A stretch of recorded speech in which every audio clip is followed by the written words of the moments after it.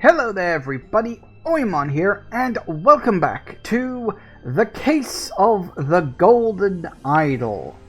So when we last left off, we were working on Chapter 6, as you can see on the right over there, having explored a pretty interesting family history, the treachery and murder that seems to know no bounds, mixed up with people desperately trying to work out exactly what this golden statue is and what it can do. Although I'm blanking on certain details off the top of my head, I'm sure it'll all come filtering back to me once we get into it. But it was found during an expedition to an island, and then it passed from like hand to hand. People have been killing over it. People have been stealing it, or trying to arrange to steal it, or trying to arrange some murders, and other people have been dying. It's certainly been very interesting, to say the least. But when we left off, we were in the middle, quite towards the end actually, because we've already done, we know who all the characters are. Where we've got Edmund Cloudsley, who is the current owner of the statue in question, which has all these strange properties here, which we'll sort of get into as we go. And we had Walter Keane, Hardy Abe, and Jack Nails all working together to try to rob from him. Although he may have been put up to that by someone else, perhaps. We've got David Goran, who got hired by Edmund and is sort of like a kind of a fixer type character, does what needs to be done, as well as also acting as the coachman. So, yes, here we go. So, I am going to have to take a brief moment just to sort of remind myself of the situation here. It's been a few days. So, we got to fill all this in. Using all of the... Sorry, what the hell am I up? Yeah. Using all the information we can gather.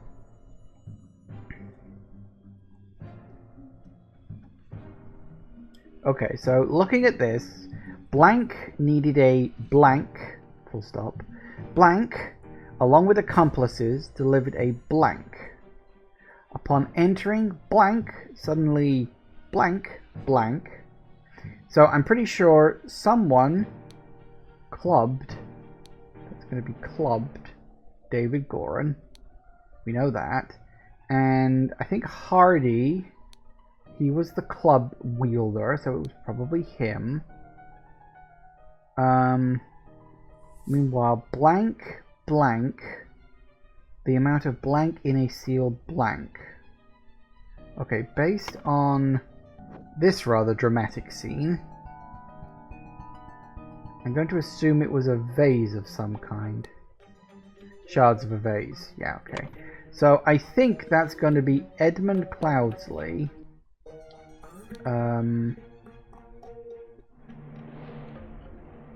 Is it going to be increased or decreased, the amount of air in a sealed vase? Hang on, there's one way to tell, because the idol is here, and that's a normal J.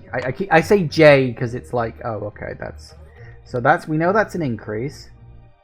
When blank and blank entered the room, which is Hardy Abe and Jack Nails,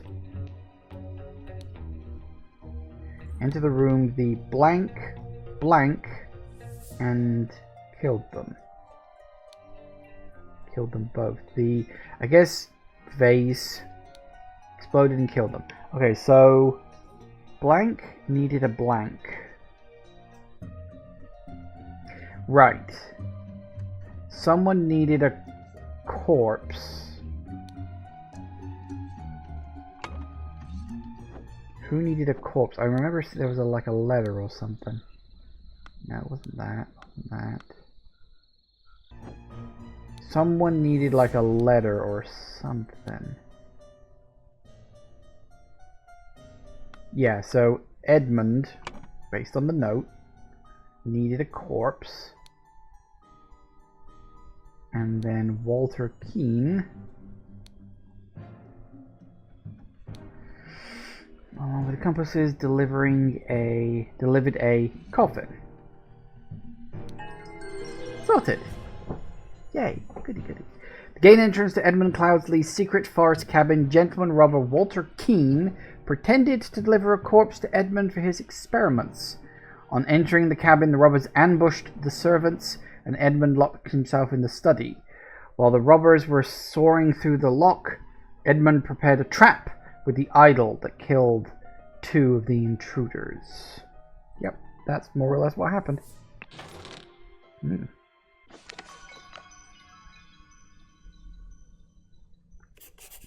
Then, Sir Coroner, the bandits accidentally set off the Master's laboratory chemical ingredients. What happened afterwards? I managed to fend the rest of them off, but my Master Lord Edmund got caught in the blast, which severely disfigured him. Soon afterwards he died, bless his soul. That's interesting. He was hiding in a chest. I wonder if he's faked his death. He may have faked his death. So, yeah, bandits accidentally set off Master's chemical ingredients. Considering we know it was just an explosion, and there was no chemical stuff involved. Yeah, Edmund could be faking his death here. So that should be interesting. Alright. Chapter 3, The Ascent. Strange practices of a secret society. Now, we've been hearing whispers about this secret society. It's like the Brotherhood of something or other. Was it just called the Brotherhood? I can't remember. We've been hearing whispers of this apparent secret society dotted around. So, I guess we'll see what's actually going... Oh, did I just... Nope, sorry, I clicked out the screen. How the hell did I manage to click out the screen? Sorry, never mind that. I thought it crashed for a second. Right, okay. So, we're in a forest area by the looks. Based on that... Oh, hello. The clue has been added to the thinking panel. The 2 depicts a hand and an eye.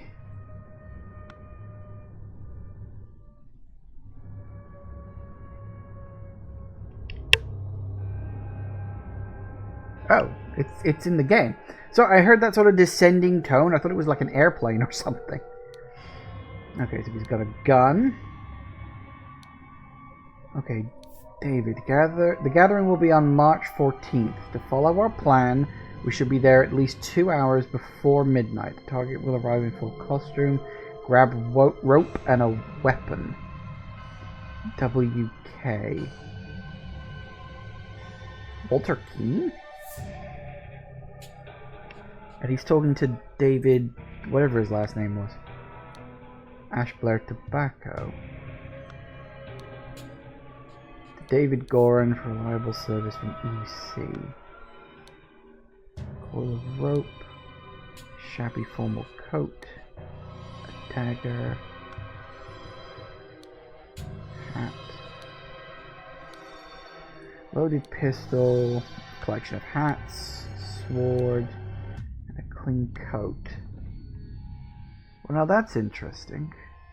So, a secret society member tied up, based on footprints and drag marks, here, and here.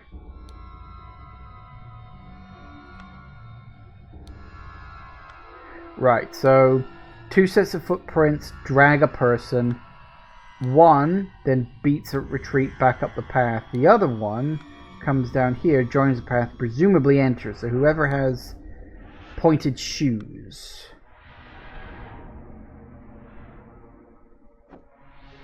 Ooh.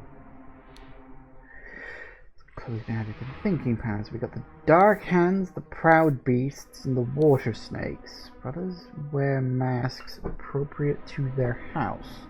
So it's not just one secret society, it's multiple, and it seems like they all work together to a point. Brothers wear robes appropriate to their rank. Master, steward, and initiate. Masters, I ventured on the Order's mission to reclaim our fire-breathing relic and, with great resolve, punish the despicable enemy. I, with a few brave companions, fearlessly entered his hideout in a remote hunting cabin. But the devil had prepared a treacherous trap, and the explosion slaughtered my dearest friends as we entered his study. Thanks to my sturdy physique, I survived the blast, only to be assaulted by the enemy's lackey, assassin warrior David Goran, and a pack of bloodthirsty hounds. After an hour of fight, I received numerous deadly wounds, in spite of which I prevailed and defeated my assailants with my martial training. I discovered the enemy's dead body, slain by the trap of his own making, but no trace of the relic. I am forced to go into hiding because the government's watchmen are tracking me. Once I have recovered from my deadly wounds, shaken off the watchmen, I will send you the next report. May the Griffin awaken, Walter Keane.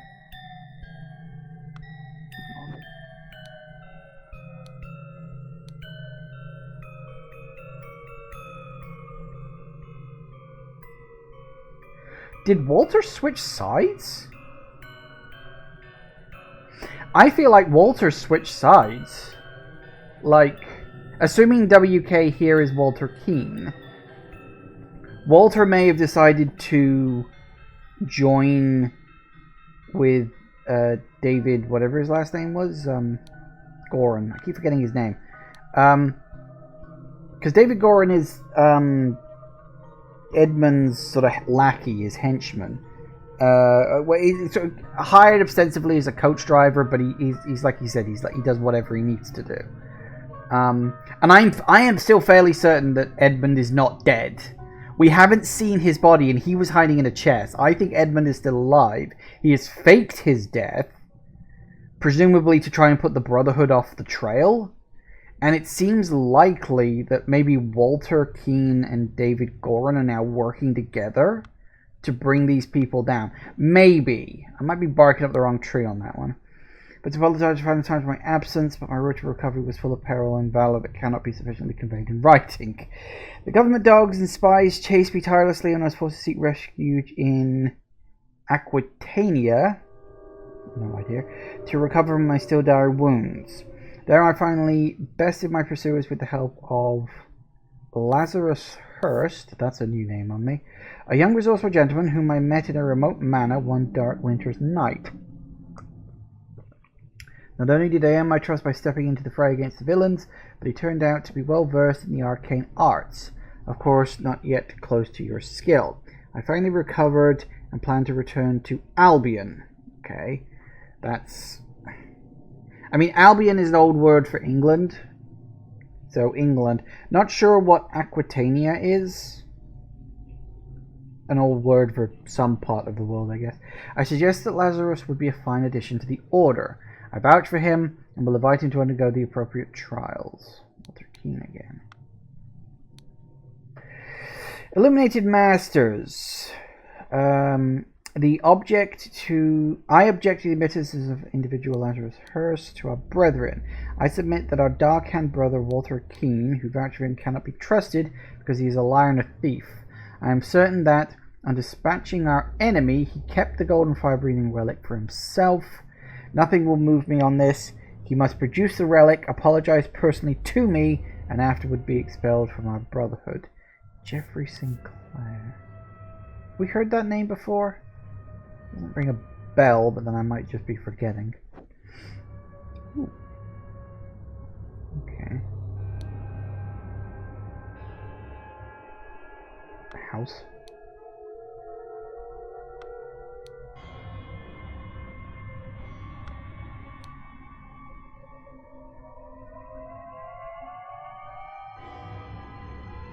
What the fuck? Carry your house?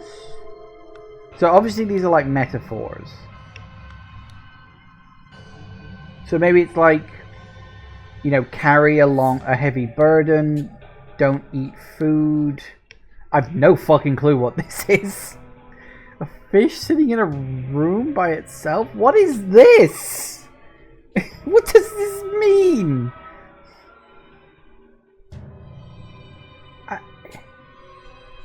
Like, be alone? And this is like, you know, endure the heat, endure the cold kind of thing. Prepare to receive what you have earned. Oh, ruby rings. What the fuck? Right, so he's gonna get initiated into the Order of the Lions. That makes sense. A member of the Order has proposed a new candidate to join our Brotherhood. Our Brotherhood's trustworthiness, however, has been challenged. Therefore, we decided to take measures to resolve the fate of these individuals. If the brother proves himself, he can vouch for the newcomer. If the newcomer survives the appropriate trials, he will join our ranks. You are summoned to join our gathering on March 14th to fulfill your role in the rites of Brotherhood. Council of Masters. I have signaled to Griffin who I am. I accept my fate, whatever it may be. Right, so you're the new guy, the, was it Lazarus something or other? Lazarus Hurst.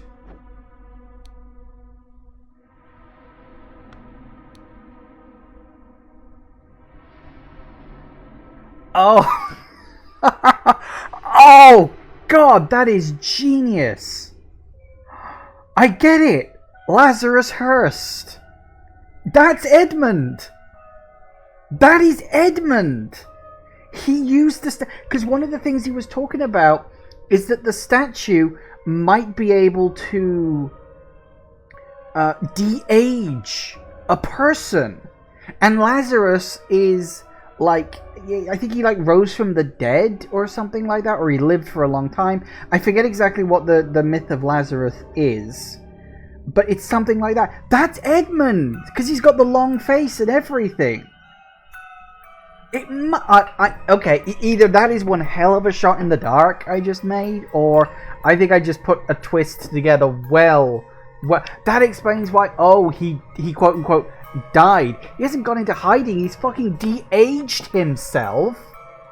And, yeah, he's trying to infiltrate these Brotherhood types. That's... Wow. Oh, wow, that's really cool. Okay. Okay, Inception. You must endure the tests of... Administered by the Proud Beast, Dark Hand... What was his name? Administered by the Master. Snailed... Okay, hang on. So, Proud Beast... Yeah, so he's gonna become a member of the Proud Beast. Inception, evaluation, transition, admission.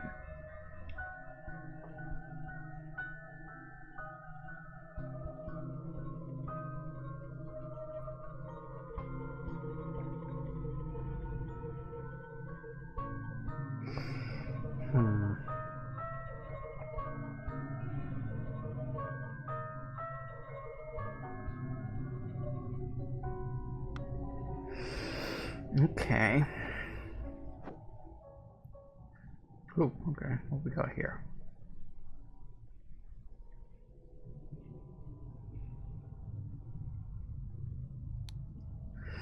The Griffin has spoken. Tray with a small vial of an unknown substance. Ruby ring.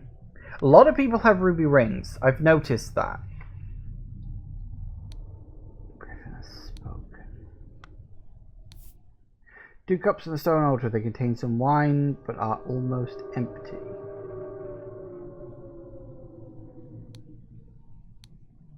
Man in the mask is not breathing. Also have a ruby ring.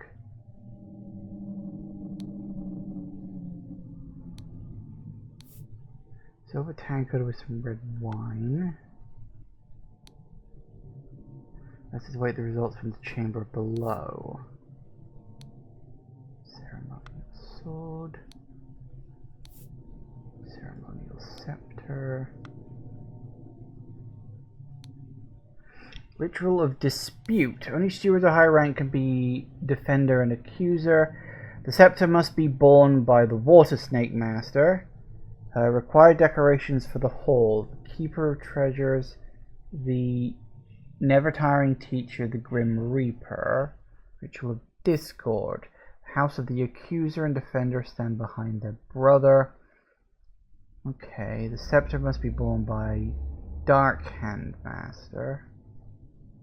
Not scepter. He's got the scepter, right?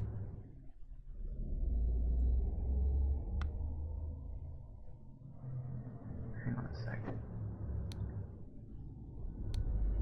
do you know? How do we know which one's which?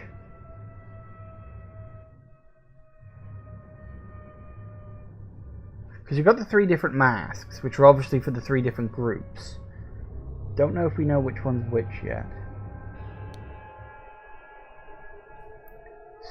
Speaker to the blind, Grim Reaper, Keeper of Treasures. The Grim Reaper here. Done when an accuser has challenged a defender.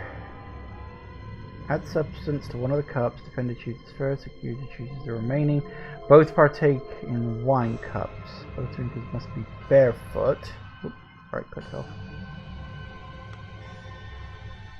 Okay, both people are barefoot. So one of them has died. Obviously, the idea of it is that one is poisoned, one has just... They both got wine in, but one has poison, the other one doesn't. And they both randomly pick one, and whoever lives, lives, whoever dies, dies. That's obviously the ritual, which is baffling, but okay. Substance added depending on the severity of the accusation, including deadly poison. Both will take... Yeah, okay, so... Makes sense. Ritual of squabble, ritual of conflict.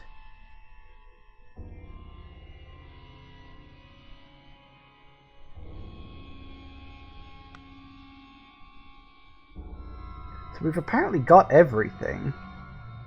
Alright, what are we doing on the thinking part?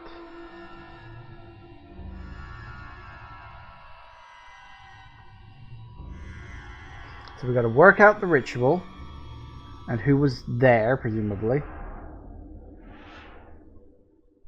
We got to work out who's who. This is going to get fucking complicated. Okay. Got to work out who that guy is. Not sure what the hell that is.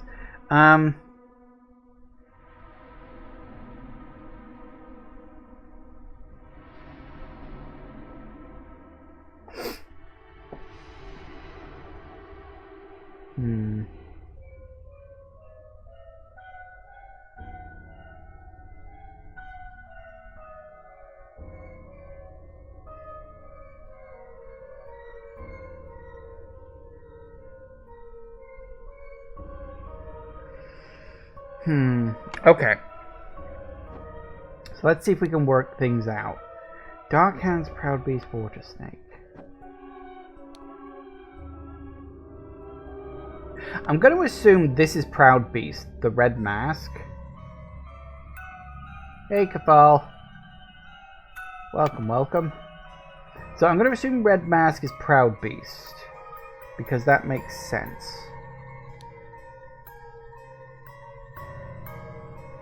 So one of these is Water Snake, the other is Dark Hand.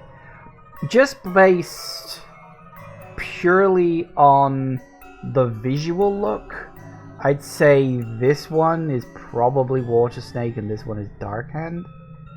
Why do I think it's Proud? Isn't he like initiating him into Proud Beast? Like, he's obviously going to be part of the Proud Beast. Right? Because this is the Proud Beast symbol. Obviously he's going to be level 1 because of all that. Because this is Proud Beast here.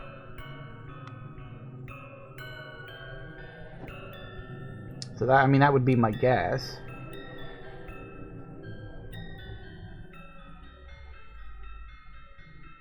Although...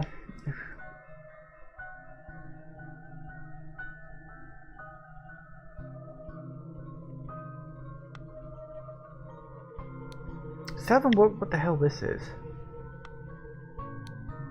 Because if we can work out... I mean, it could be admission, evaluation. Because, I mean, this... You know, that's obviously snail. That's carrying your house on your back. That is... Like, not eating? What is this is not eating? So it's admission or inception.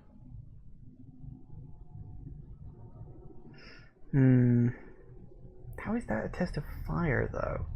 Test of time. No fucking clue what that is. Like, this is...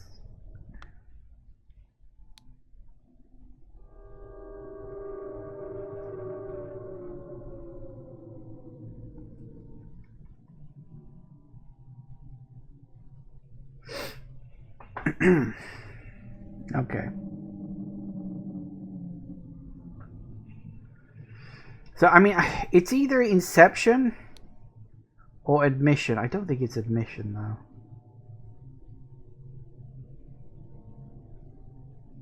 Threw you for a big loot. The pictures are so weird. Yeah, these pictures are fucking weird. Like, this one I haven't the faintest idea. I was saying this earlier. You kind of missed it. Also, for the record, I'm pretty sure I've worked out the big fucking twist. Again, I don't know if you were here earlier when I got hit like a sack of fucking bricks. When the click happened and I realized what was actually going on.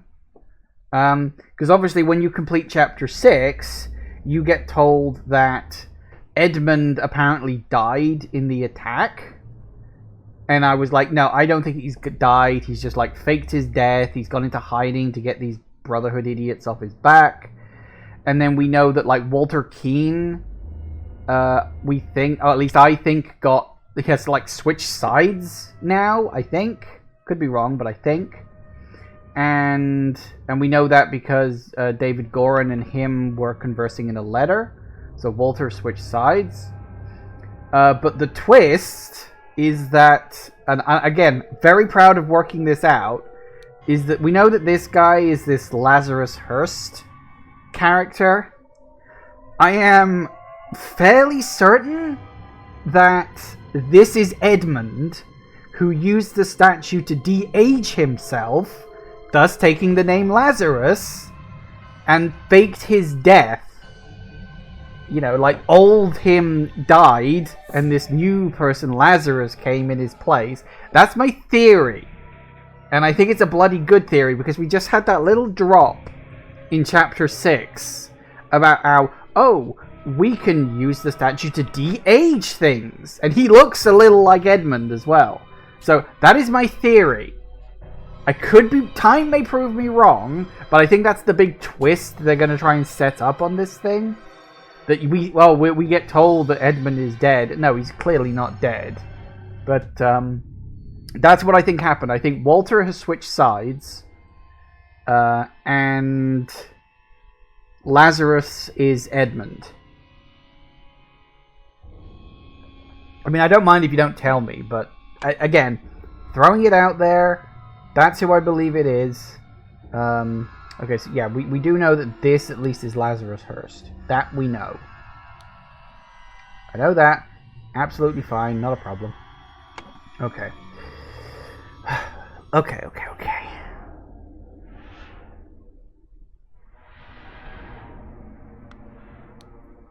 Okay, my guess, just based on the picture, and it's a fish sat in a house, that is a test of patience, isn't it? That is what this is. This is for some reason, this signifies patience. And I think that's the point of water, because water is patient. You know, it will, over time, over like thousands of years, it can slowly erode giant canyons. But it's a test of patience. So that's what I think this is, which is why... No, that's the wrong one. So I think that's why... I'm still leaning towards this one, that he's a proud beast steward. So that's... Hang on, that should be steward, right?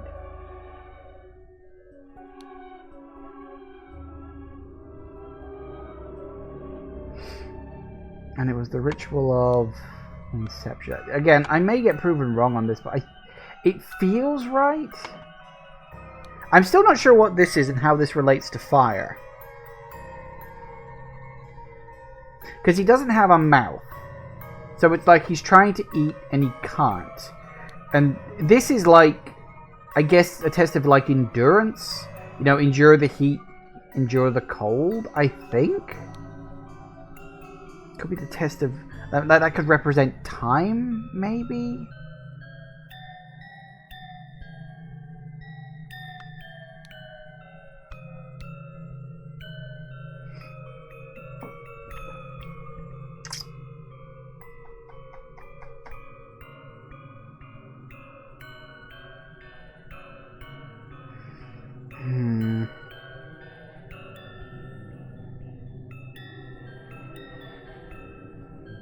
Yeah, these I think these needed to be a little clearer because they could literally mean anything.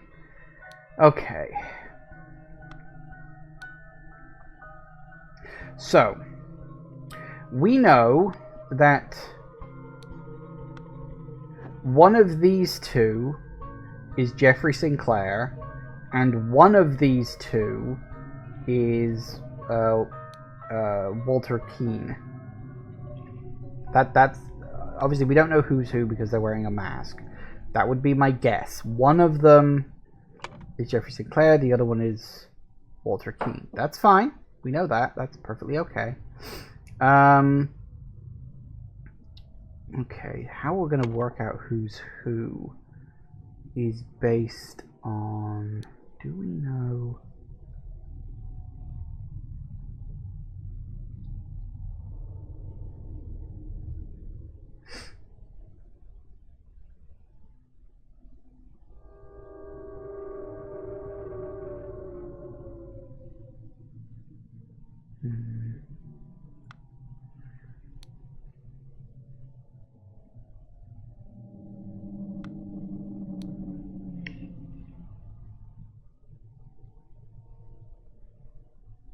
Dark Hand.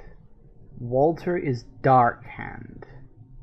Okay, that had to be written down somewhere. So Walter is Dark Hand.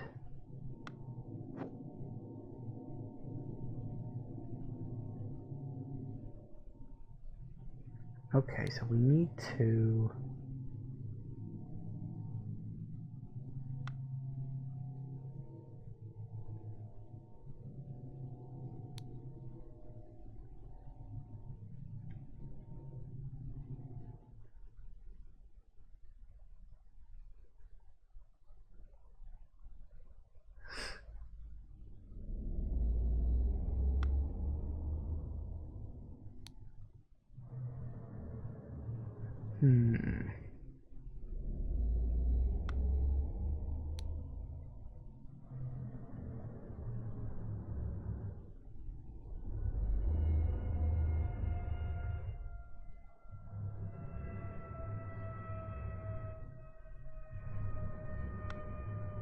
There's that plane landing again. Okay.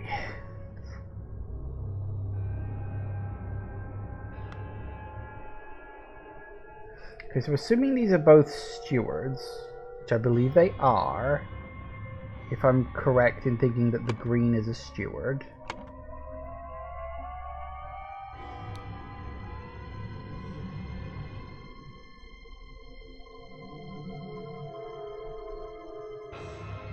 I think it's the ritual of dispute.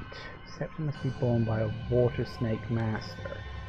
So yeah, I think my mask theory was right, just based on the visual look. And I think you're master and you're initiate. Nope, that is not correct. And it could just be the other way around then. Yeah, there we go. I was pretty sure I had the mask right, so it was a case of a little bit of logical deduction there. Honestly, I went with the purple ones being master because they just looked slightly fancier, so, you know, whatever. Then again, I think the, yeah, it does say Dark Hand Master, so, oh no, it was Dispute, wasn't it? Yeah, Water Snake Master, so, yeah, I should have been paying attention to that, really, but, okay. So, if we know that, which means you're Walter Keane, so he survived. That's good to know. So, Walter Keane is there. That's good. That's very good. Now, some of these, we're not going to be able to find actual names for. So, some of these we may just have to go, oh, they're just Water Snake Master or something like that. But we know that's Walter Keane, and we know he survived. So, Keeper of Treasures, that's the key. Grim Reaper and the Never Tiring Teacher. So the book, that, and that. So that's the Keeper of Treasures, that's the Never Tiring Teacher, and that's the Grim Reaper, I mean, duh. Okay. So that's a start.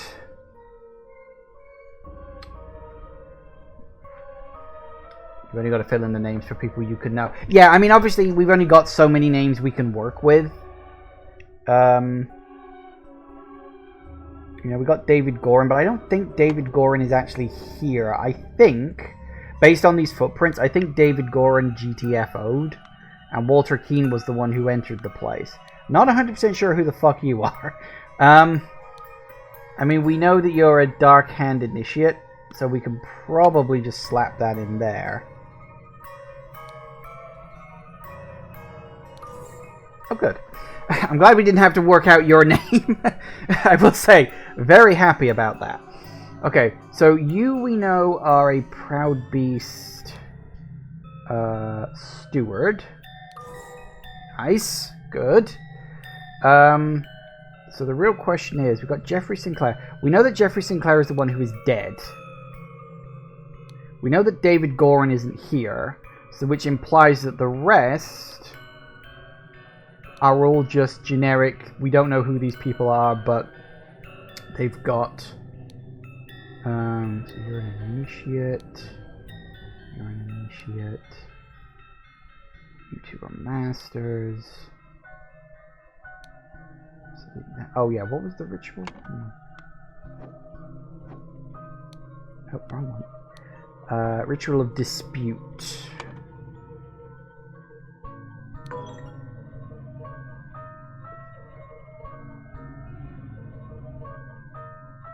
Not the ritual of dispute? Could have sworn that it was. They're reading it wrong. No, that's right. Did I label... Sorry, did I label something else? Correct. He's Dark Hand. He's Initiate. Water Snake Initiate.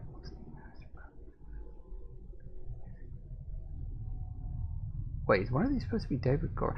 Oh, wait, hang on. Right, God, I'm a fucking idiot. Right, yes, of course.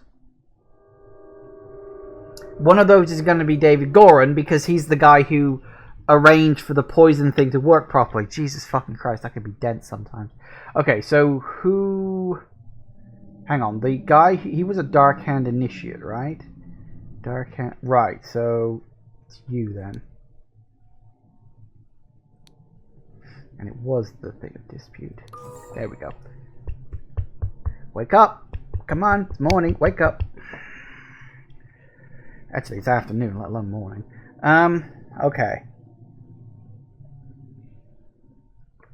So, Walter Keane was challenged to a dispute ritual. Order those. He, along with Jeffrey Sinclair... No, wait. He, along with... he, along with David Gorin, ambushed a Dark Hand Initiative. We don't know his name. Blank. And then David Gorin posing as Dark Hand Initiative. No. Damn, why are we going to drag it so bloody far? Copy-paste, people. Copy-paste. Posed as Dark Hand Initiative.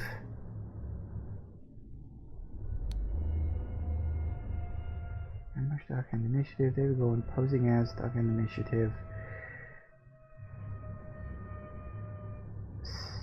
Something to with a blank which blank had no blank.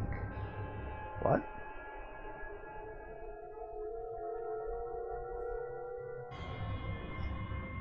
And there's only 3 blue ones, but I guess signaled to...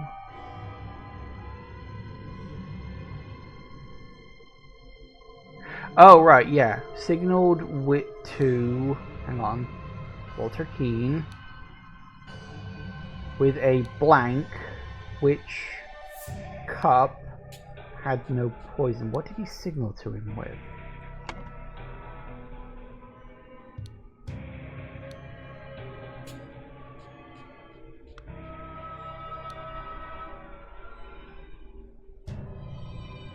How did he signal to him?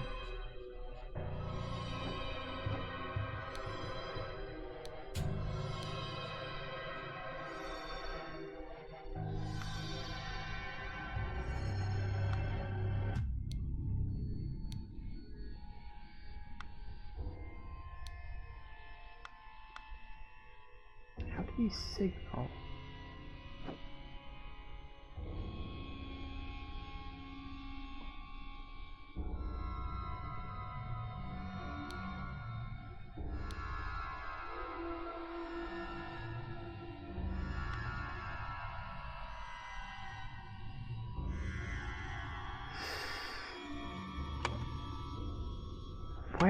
Where's the information about how he signaled?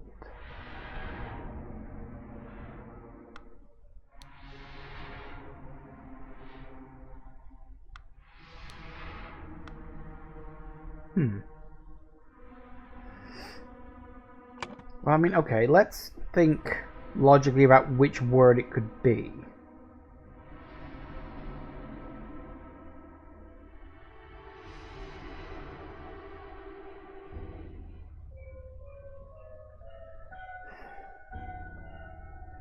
So we know that, hang on, I'm going to have to come back to that one. Jeffrey Sinclair drank the other cup and died. Meanwhile, Lazarus Hurst, aka Edmund, whatever his last name was, passed the Inception ritual and became... Wait, what's he going to be? He's a Proud Beast Initiate, wasn't it? Okay, so the only thing we got to work out is how the bloody hell he signaled to him.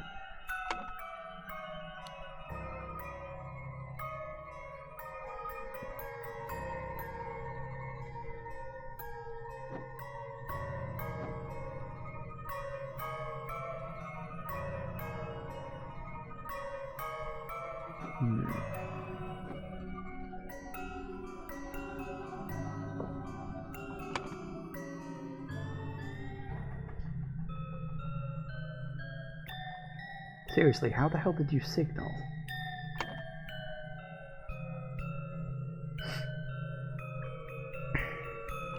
Okay, let's look at words. It can't be admission, can't be conflict, discord, evaluation, scepter, not really, squabble, sword, tankard. It's tankard or tray, but is there something special about the tankard he's using?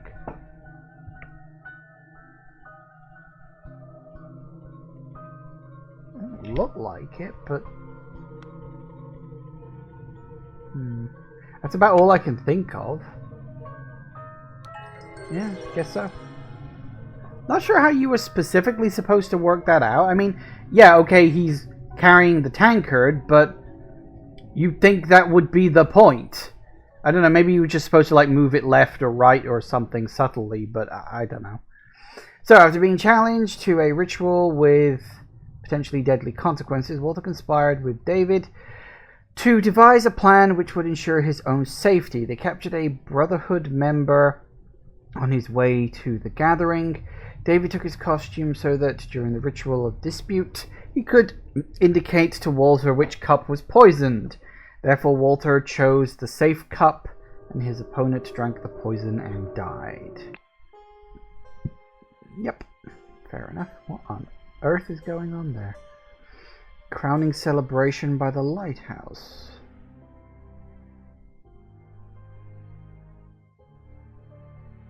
The point was just to figure out who was David, and David was carrying the tankard. There's no real dimension to it, pretty sure. Oh, fair enough.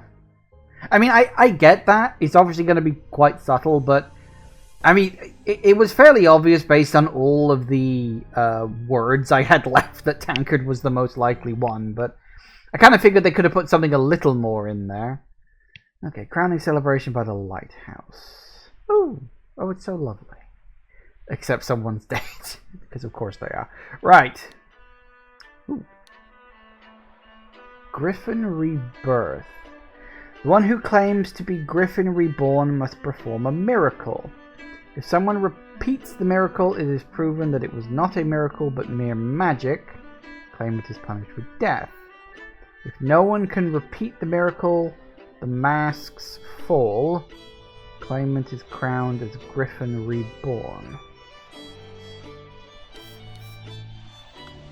Okay. In 1725, the first Darkhand Lord Harrington demonstrated flying. Jumped off a cliff and fell to his death. Yeah, okay. Proud Beastmaster Lord Paisley performed a seance, talking to spirits. Lord Angus McBain repeated the miracle, proving him unworthy. Dark Hand Master Lord Jones demonstrated the creation of a homunculus. Angus McBain produced a homunculus as well. Proud Beastmaster carried out hypnosis on a servant. Angus McBain hypnotized the same man as well. Honestly, it's sounding like Angus McBain might be the one in question here. Like, fair enough.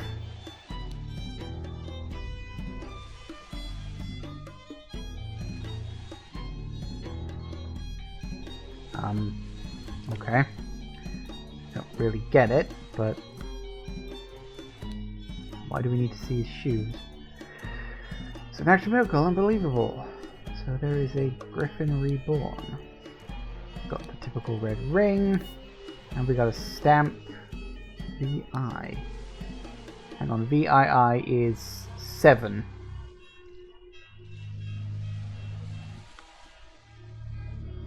So we've got a stamp that says... Why a stamp that says 7? Kneel before Griffin reborn and make ready. I will lead you brothers to great men. Yeah, okay, so quote-unquote Lazarus has now taken over these Brotherhood people because they're fucking idiots and he isn't. Oh, well, would you look at that? That's a familiar looking book, isn't it? Miracle Preparation. After the blank input, aim at sky, press the lever to maximum position, hold for at least 10 seconds. At this point, the idol should be full enough to perform the miracle once. Miracle Hypothesis. The water works better, but the effect is not as convincing. Therefore, blank... I can't remember what these symbols were. My memory is not that good, okay? Main challenge is ensuring my balance when holding the idol. Practice is paramount. Pump on the trigger if the glyph input is meaningful, the idol will perform. Yeah, this we know.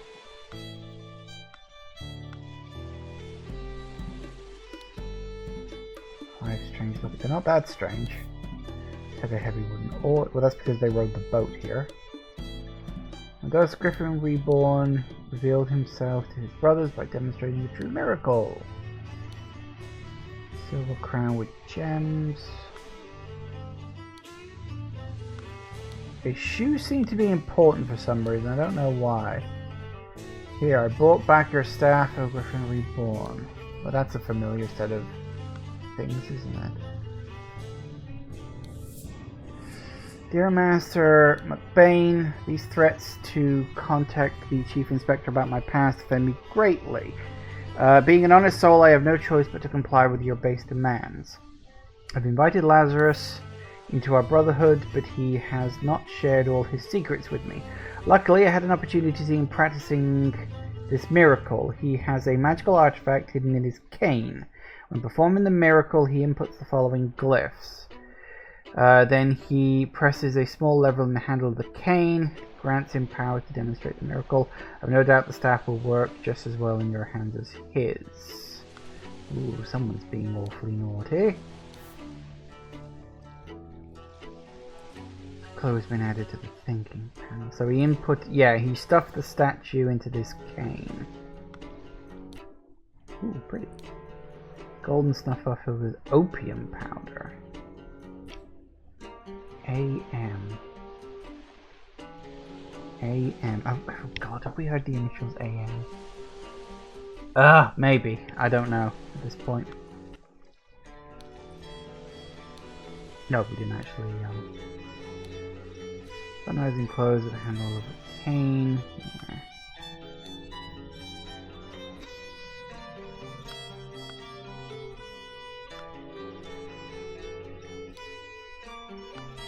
I don't know why their shoes seem important. I'm sure we'll find that out. One honor to experience as a historical event. There's a ring, there's a watch. That watch looks familiar.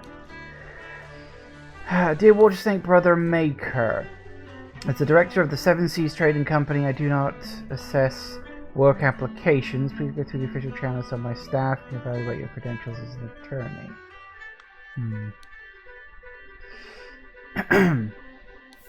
The lighthouse on Gull Islet, near the Horn of Codhead at noon. Angus McBairn, Alistair Cock? Okay. James Turner, Walter Keane, Lazarus Hurst. Yeah, well, we all know. We know who he is at least. In charge of notes, Nicholas Maker. Someone's dead around there. Again, shoes are important. Ah, that would be why shoes are important. So pointed ones went in, and then pointed ones went out along with other ones coming out too. Interesting. Oh, okay. Huh. So that's like the other half of the staff here.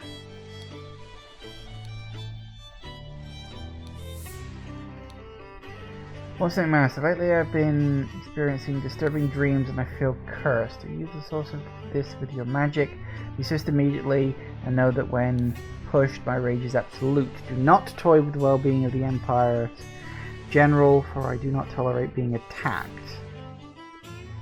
In many voyages I have learned the dark arts too. If you need to be able to summon 1,000 invisible demons to crush your bones. Dear friend, it's not so simple for me to get you a seat alongside me on the case of Court of Directors at the Seven Seas Company. As a doctor, I recommend you to stop obsessing over it. It will only imbalance your humours. Let us discuss alternatives the next party at Kensington Palace. His arm appears to be broken. Both his legs appear to be broken. Man's not breathing and has a severe wound in the back of his head. Interesting. What do? Jump off the fucking lighthouse?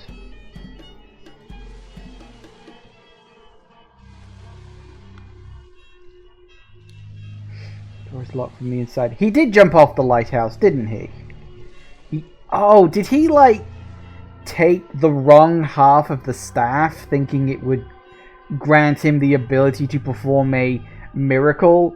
Jumped off the lighthouse like... no, wrong one. Like this guy, and then just fall to his fucking death. That would be very funny.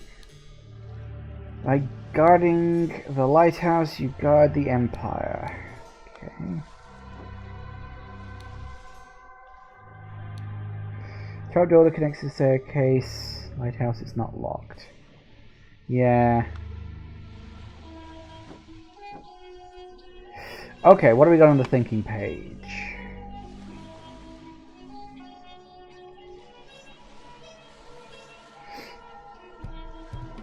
People had the magic relic in their hands chronologically.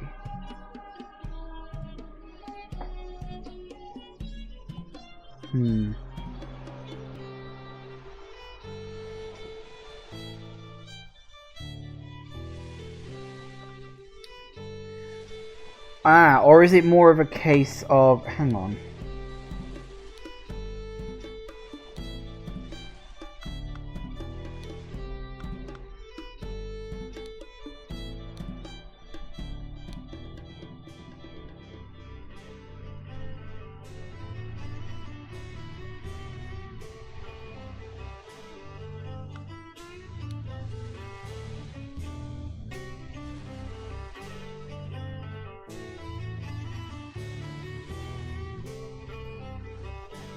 Right.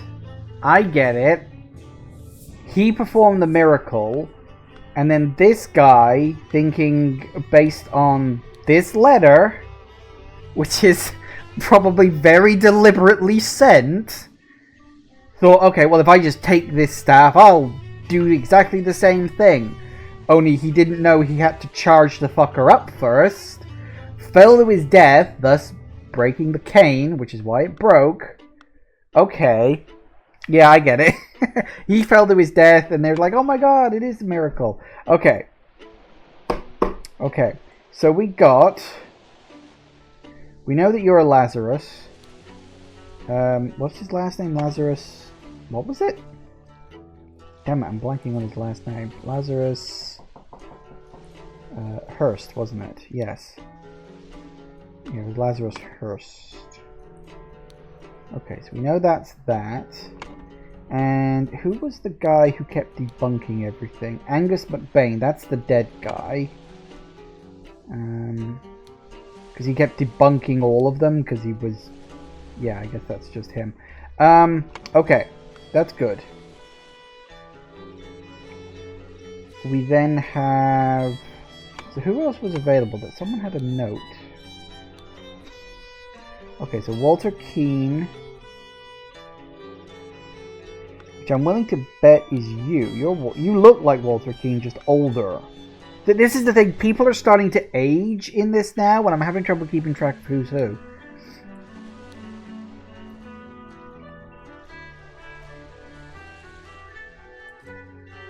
So in charge of notes, Nicholas Maker. So you're probably Nicholas Maker, because you've got the note. Let's assume.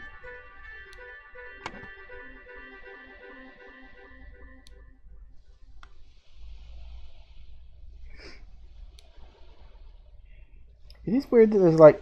Why are there two sets of footsteps coming back but only one going towards? It's weird. Oh, unless that's like... Oh, his footsteps coming back after his first miracle. And then... Although, why would there be a second set of... Oh no, it could be... Right, I get it. That's his... Yeah, his are the round ones. This is his set of footsteps after the miracle. And then... I can't see what his feet are like, but it's one of these guys. Because they're all got... Well, no, he's got rounded shoes too, but... Why do you have a stamp with a 7 on it? That I don't get. Sure about that, yeah, okay. But yeah, that's the point of the footsteps. The point of the footsteps is like, these are him coming back after performing his quote-unquote miracle. And then the other one is like someone running across to check on the dead body. No, coming back, sorry, the dude's dead. That would be my guess. Okay. So which of these 3 unnamed guys... I'm pretty sure that Walter Keane is this guy, because he just looks like Walter Keane does, just older. So who else is who? No, wait, hang on. What? No, I'm getting confused. Sorry, not fucking Walter Keane. I'm thinking of the David guy. Sorry, God. That's Walter Keane, because he's got the list of fucking hats in his thing. And he's always got that list of hats. This is like his... This is his obsession. That is. Although, who the hell is AM? Actually, no, wait, hang on. AM. Who was AM? Fuck, he's got something in this that says AM. God, now I'm getting even more bloody confused. Ah, what the fuck is going on? Angus McBain. Oh, we robbed him. That's why he's got AM. He robbed him of his fucking pouch. Once a thief, always a thief, I suppose. Yeah, that's definitely still Walter Keane. So yeah, he just nicked his snuff box. At the same time, he got the other half of the statue thing back.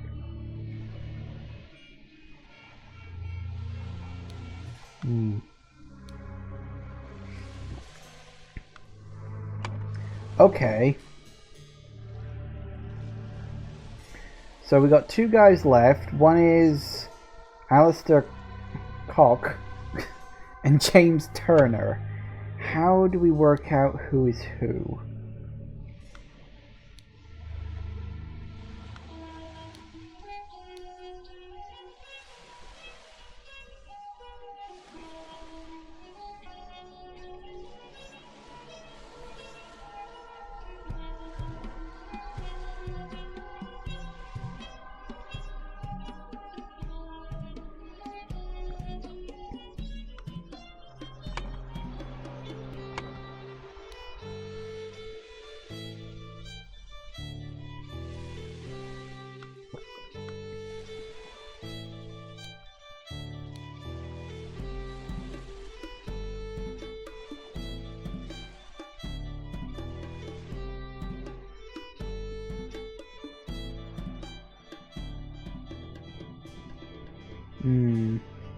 This, he probably also took the letter back off him, so it wasn't left on what's his name's body as evidence. Okay, how do I tell who is who? There must be a way I can work out who is who on this set. Because we've got two names, and I'm like, how do we... Okay, why 7? What the fuck is this? Unless... No, nothing to do with that.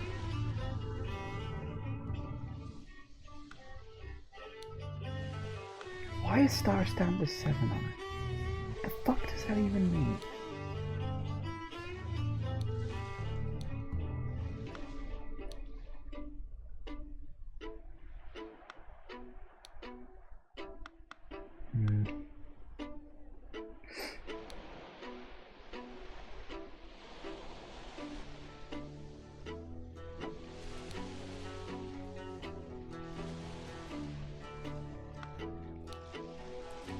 General. General.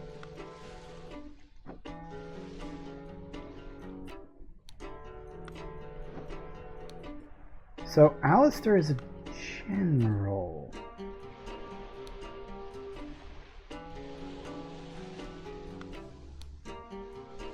Is that what this is supposed to be? Some sort of general stamp? It's got like a star? It also looks like it's above the waves.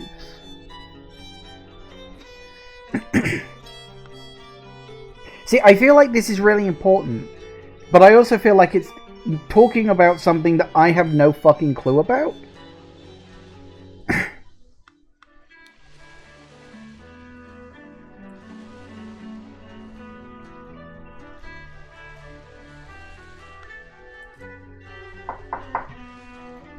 Okay, let's assume that that is... What was it, Alistair? What was it? Yeah, it was Cock. I'm just going to have to take a punt on this because I can't see anything else. No, so maybe it's the other way around. There he goes.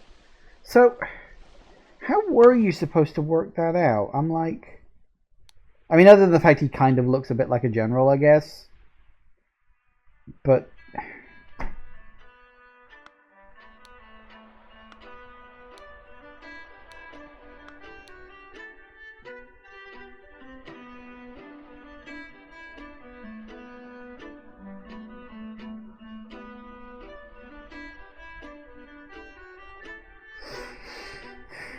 yeah, I'm really not sure how you were supposed to work those two out. Doesn't seem to be any direct indication of... Unless those are supposed to be military boots. I don't know. I don't know. I haven't the faintest idea. Anyway, I have noticed it's gone 4 o'clock. We're going to pause. We're going to take a quick break. And then we'll come back and finish this off when I get back. See you in a sec, guys. And we are back. Alright. So, we worked out who's who. Okay, people who had it in cross. So first it would have been Lazarus, Hurst, then Angus, and now Walter's holding it. That's fine. Okay. Now who had that letter?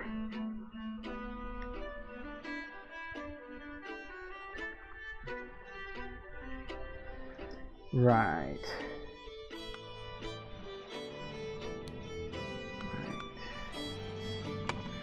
So we know that Angus McBain blackmailed Walter Keaton to find out how Lazarus Hurst would perform the miracle of, I guess, flying?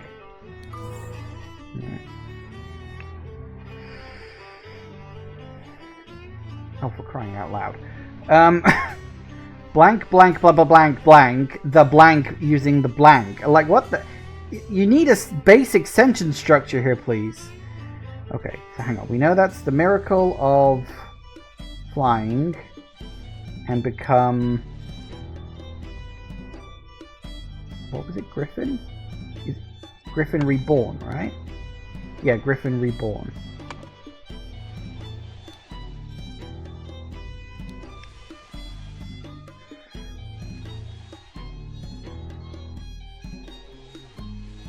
Okay, so we've got Lazarus, or based on sentence structure, Lazarus jumped from, yeah, the lighthouse using the idol, I guess, to demonstrate, because there's no one for Cain. And then we've got Angus McBairn jumped from the lighthouse afterwards. This resulted in Angus McBairn's death from a, I guess, head wound.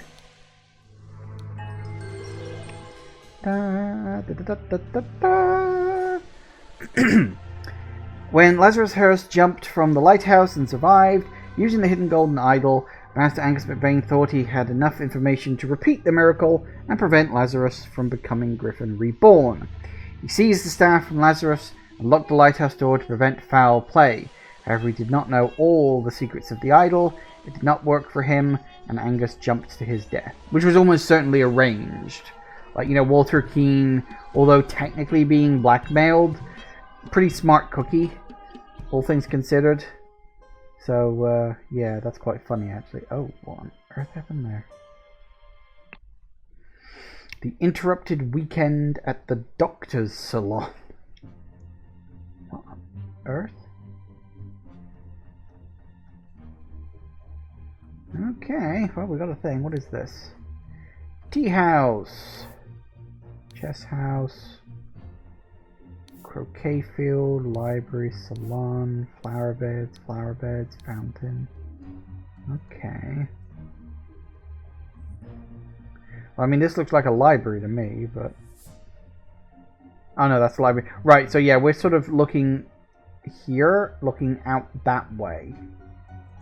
Okay.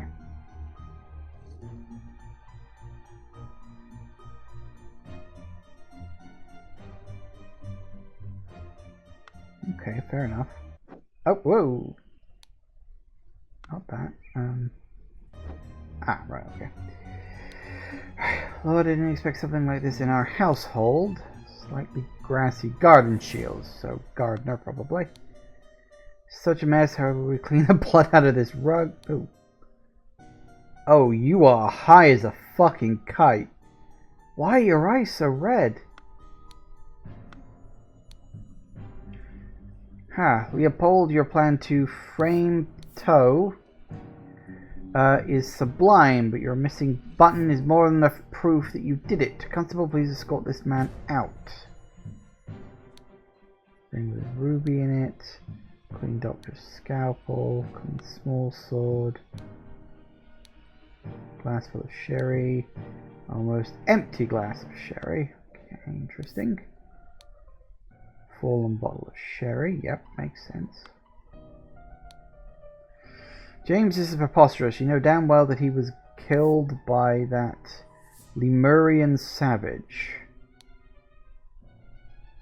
He is indeed missing a button. I'll give him that. He's also got a very red eye too. That's interesting. Could be hay fever. Dear friend, now that the elections are over, please join me for a leisurely weekend at my manor with good old Augustus and some other fine fellows. We'll have some drinks and discuss what to do about that Prime Minister position. Dr. James Turner. And a sword. Also a clean sword. Interesting. Small clean sword. This is outrageous. I thought you were an honorable man, Leopold, not some Aquitarian agent trying to sabotage our friendly relations with Lemuria and provoke conflict. He stole his life just like that. The doctor is a smart man since he saw through his lies. Dear friend, at one of the balls you said that you would love to meet someone actually interesting. I'm having a weekend of drinks at my manor, and a prince from the 11th clan of Lemuria. Lemuria rings a bell. I think that's an old country name, but I can't remember where. Will be joining us. Please do us the honor of your company too. James Turner. I hope the host did not notice me when he was leaning over the sleeping eye-patched gentleman. Dear Prince, I heard that you got invited to a party by the director of the Seven Seas Company himself. I know you hate associating with these individuals, invaders and thieves, but this might be just the opportunity that we seek to reclaim our honor. Spicy smelling ornamental box, brownstone steel slate, Lemurian War Club. Dear Prince, as you know, I'm a great aficionado of Lemurian culture.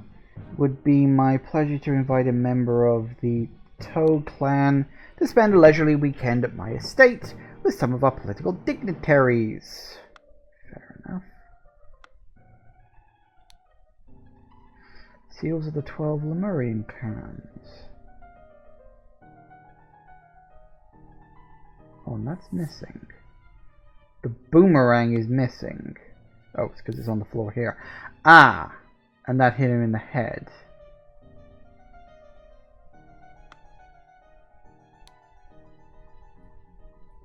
Button. That is missing from there. I mean, that is fair. The man stopped breathing and there's a huge vertical wound on his forehead. But if it's a boomerang, does that mean he fucking killed himself? Because that was a thing, wasn't it? Someone actually got killed by a boomerang once, and it was a big mystery or something. Apologies for the shouting match yesterday. Let's continue our discussion in the afternoon. Elections are over, so let's just hold the tradition and have a leisurely weekend at my place. May the 12th. Okay. Psychoactive plants. Drugged symptoms. Illusion of unity with the universe. Increased appetite. Hiccups. Sleepiness. Why do the eyes get a pink tint? Black poppy. Lemurian lichen. Hyper concentration on one thing. Loss of perception of time. Rapid blinking. Surge of energy. Vocalizations of all your thoughts. Twitching aggression. Right, so you and you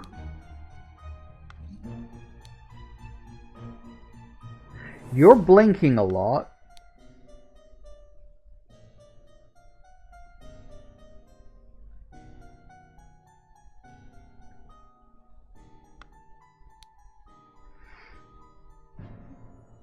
So he could be on the Lemurian lichen or lichen.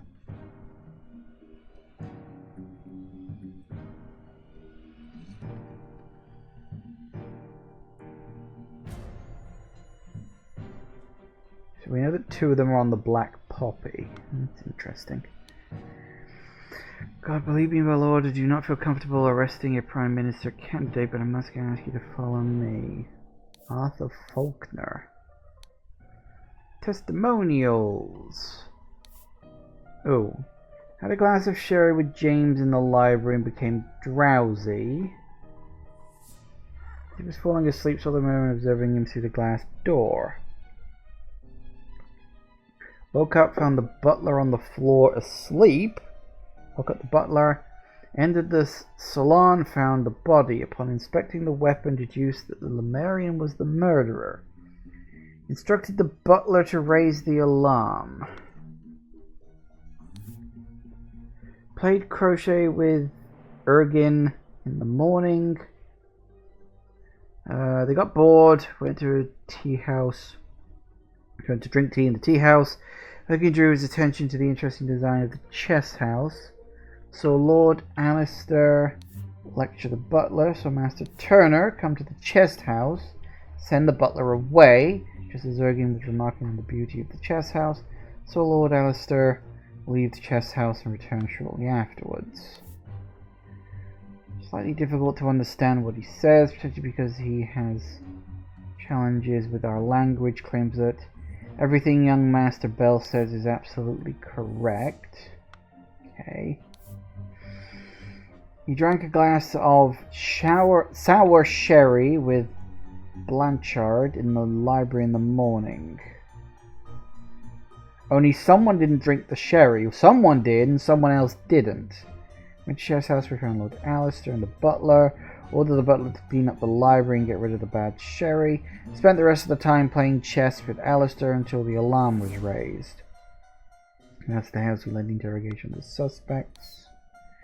In the morning, he practiced chess at the chess house and educated the butler on his lack of military training.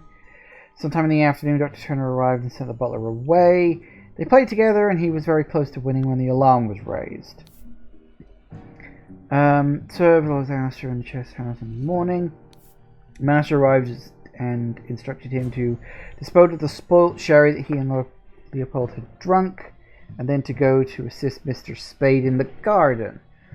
On entering the library to take away the glasses, found Lord Leopold asleep. Sutton was overcome by dizziness and fainted due to his weak heart. Was woken by Lord Leopold, instructed to raise the alarm, then saw the deceased lying in the salon. Planted and pruned all morning by the chrysanthemum bush. Saw the young gentleman and foreigner leave the croquet and go behind the manor. The afternoon moved to the rose bush. From there saw Lord Augustus leave the fountain. Around noon, continued to work on the rose until the alarm was raised. Okay. That's some sort of Constable Spike. Right.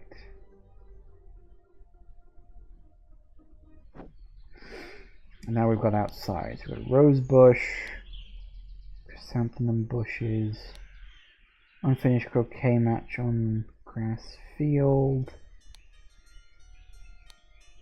2 cups of spicy smelling tea, one almost emptied, the other untouched. See, again, only one person doing the drinking. I don't really know enough about chess to know if this is a correct game or not. I assume it probably is. London Gazetteer. Who will be the next Prime Minister? New Order, Moderates, Loyalists.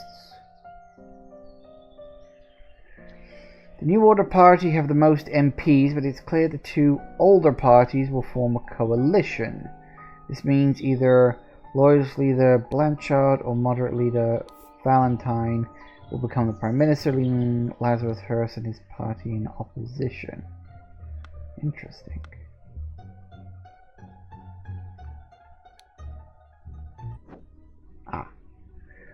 Okay, well I think that's everything. So what are we looking for? Obviously that, and obviously that.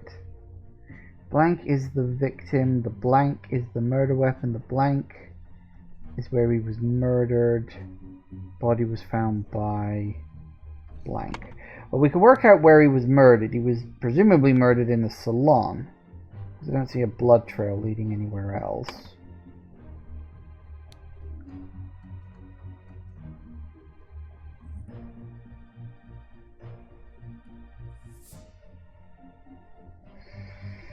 Okay, so who's who?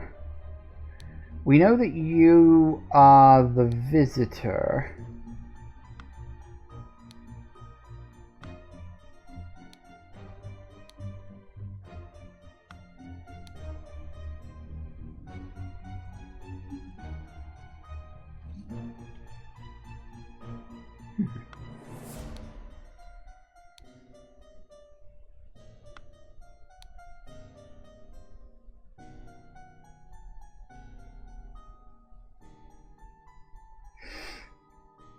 Oh, that's interesting.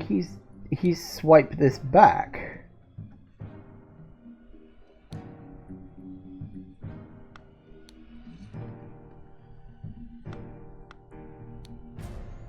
So hang on, so it was Urgin.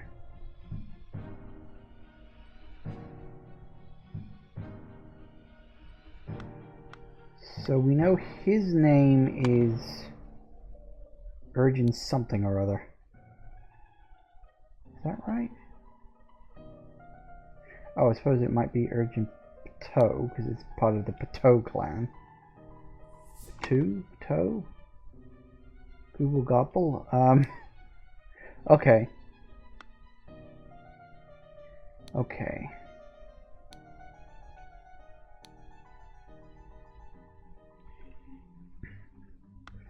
Alright, so we've got to work out who's who first. He's blinking a hell of a lot.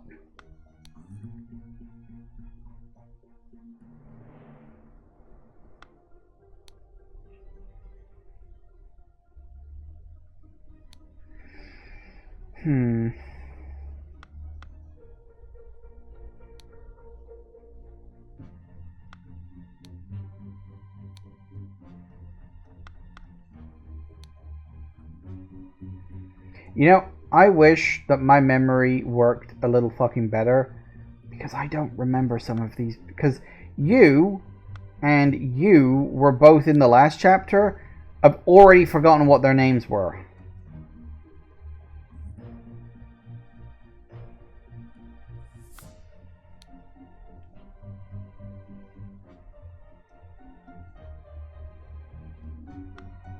Right, so you're Leopold. That's fine. Don't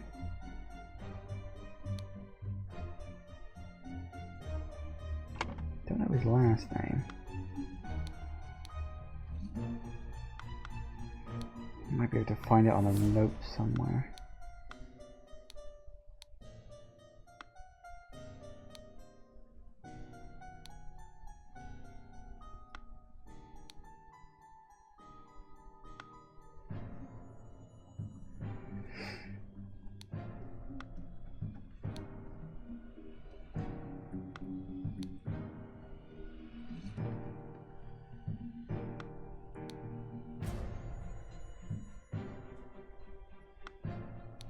Hang on a second.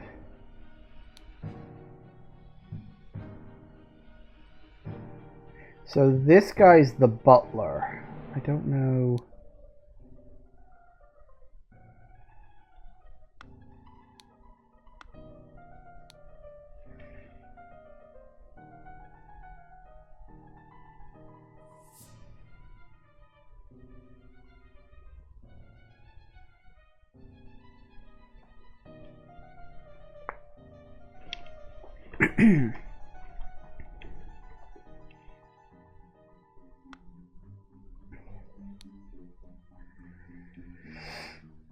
James also apparently drank, or one of them did.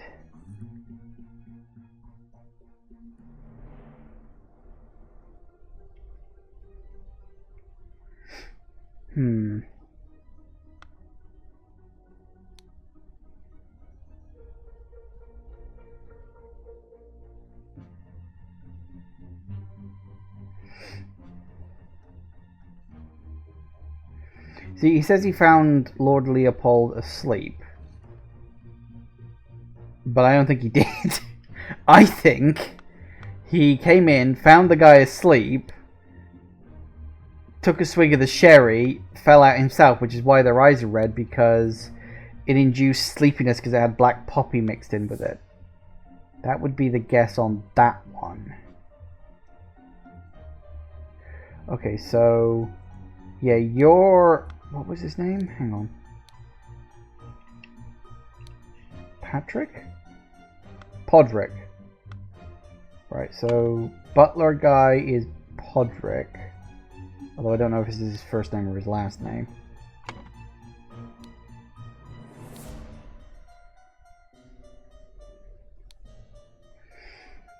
Planted and pruned all morning, but the chrysanthemum bush.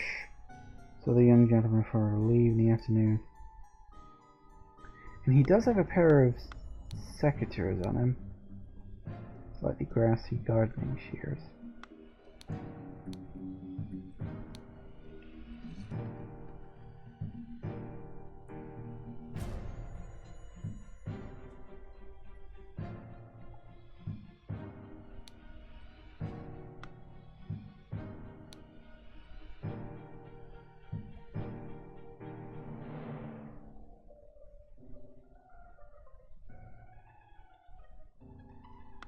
Right, so his last name is Hill. That's Leopold Hill. Alright, we're slowly narrowing it down. And his is Billum. So you're, I think, Billiam. I think. Okay.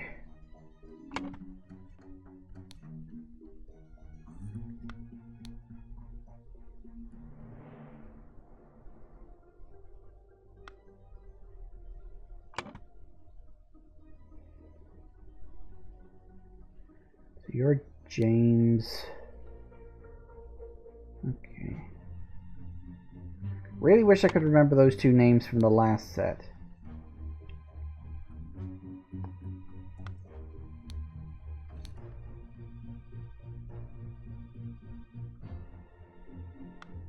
Is it James Turner? Must be James. No. Wait, is that James?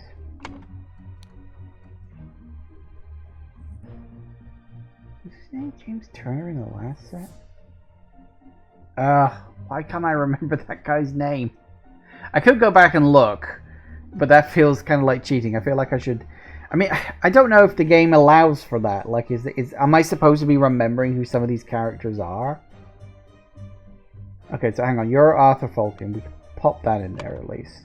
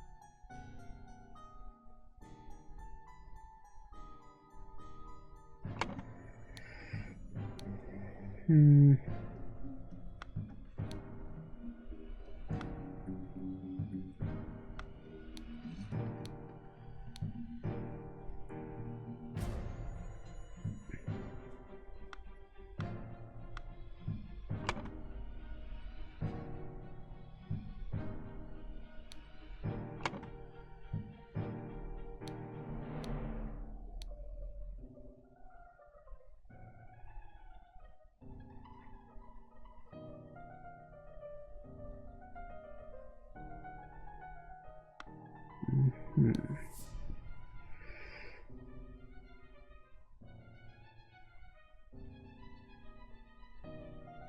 we know which one Alistair Cock was? It was you, wasn't it? Based on, again, I think that was the guy from the last one. I'm gonna put that in. I might be misremembering that, but I think he was the guy from the last one. I don't specifically remember him being James Turner, but I'm pretty sure I remember him being Mr. Cock. So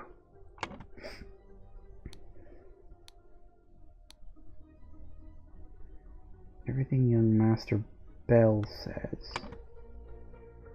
Bell. We don't have a Bell. He does specifically say young Master Bell, which implies this guy's last name is Bell.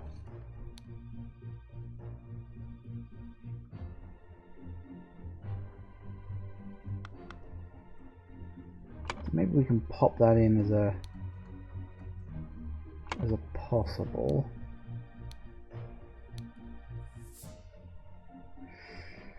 Drink a glass of sour sherry. The chest house where you found Lord Alistair and the butler. The butler clean up the library and get rid of the bad sherry. At which point the butler went there and drank it, fell unconscious himself. Played with Alistair until the alarm was raised.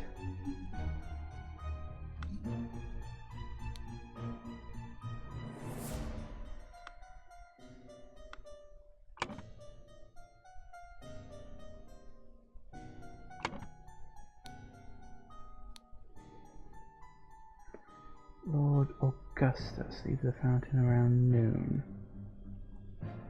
Who's Lord Augustus? Well, it's not going to be these two who don't have a last name, so I think we can slap Augustus on there, process of elimination. So we got Gideon, Spade, and Blanchard. Where the hell do we even get some of these names from?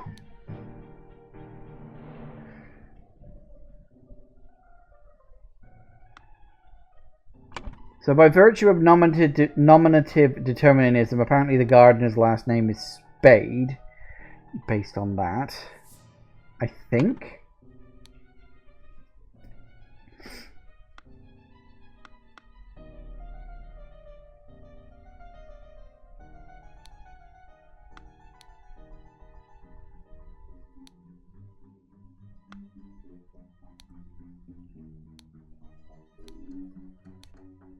I'm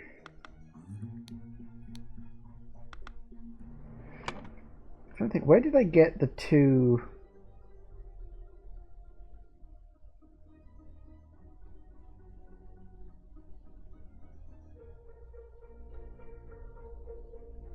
Where did I get the names Valentine? Where did I get these names? I kind of wish there was a hey, where did this name appear thing. Because I get these names.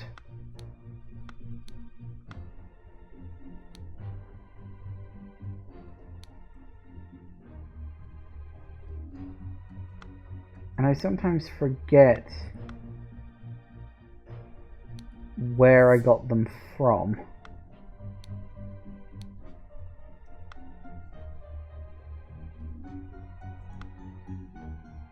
See, he's blinking rapidly a lot, which implies he's got Lemurian lichen in his system. Hyper concentration on one thing, loss of the perception of time.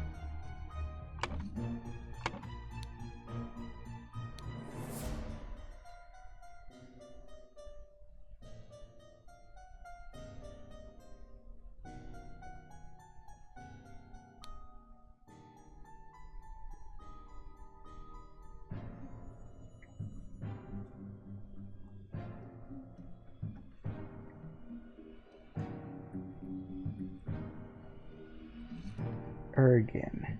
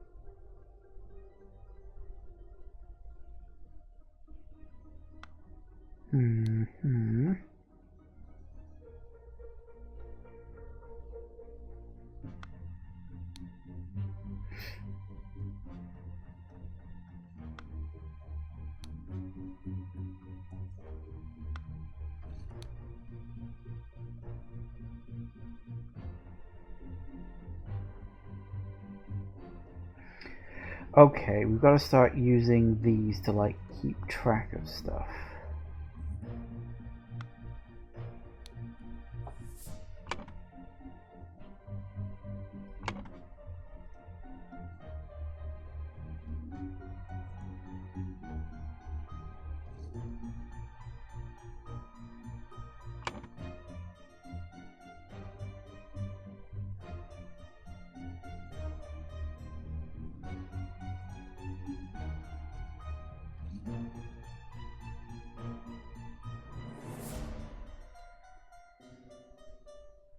Hang on a second.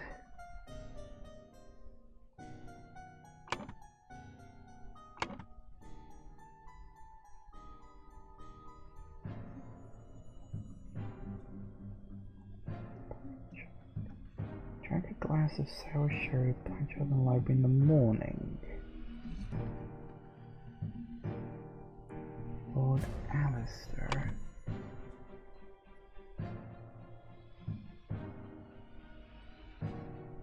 Wait, I think I got some of these wrong.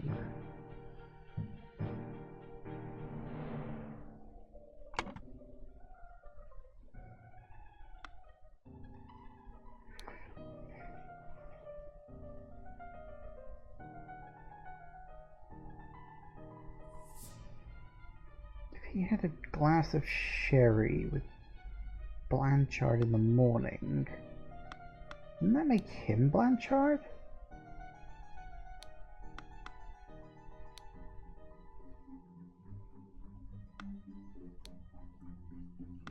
Where did I get the idea that his last name was Hill?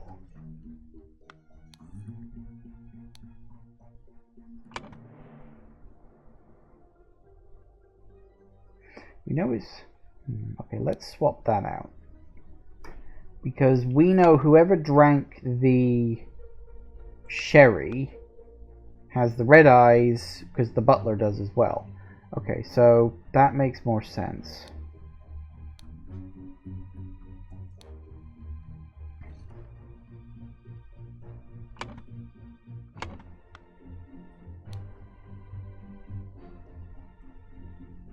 Had a glass of sherry with James. That's James. And James said, had a glass of sherry with Blanchard. Okay. So, where did I get the idea his last name was Hill?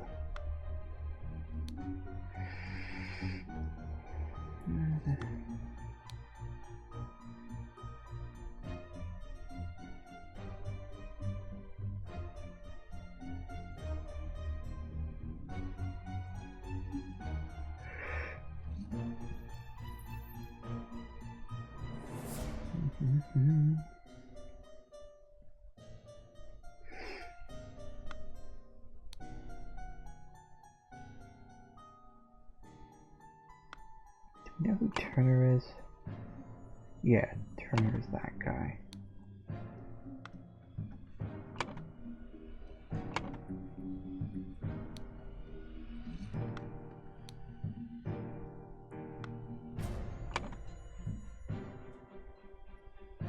Right, I thought that the alarm was raised by Mr.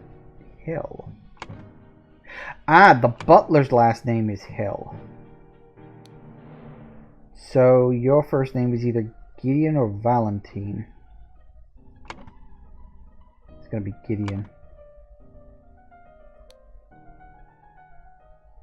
So your last name is...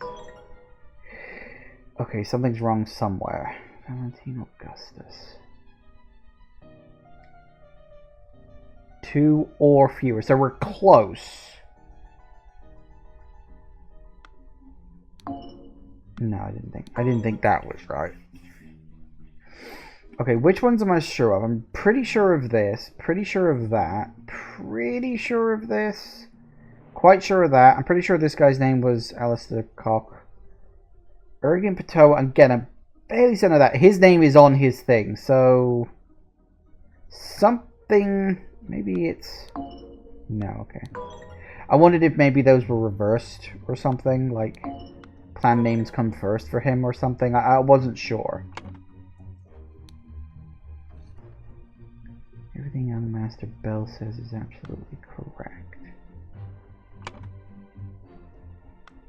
No. Again, didn't think so. So something is very, very, very close. It's probably just I got 2 of the names mixed up somehow.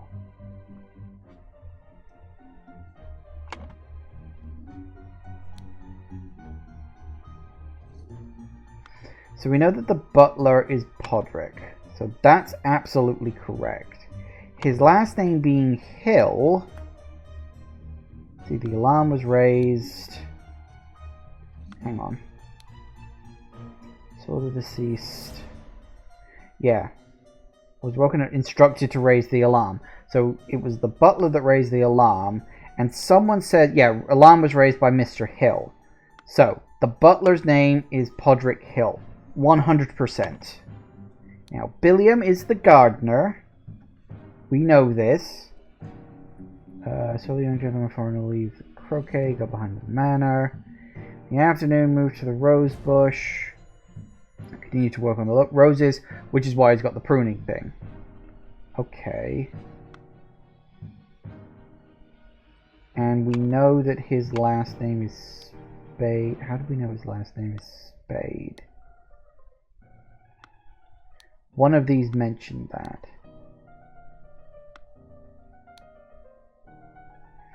Ah yes, and Dragon Lingo to assist Mr. Spade in the garden.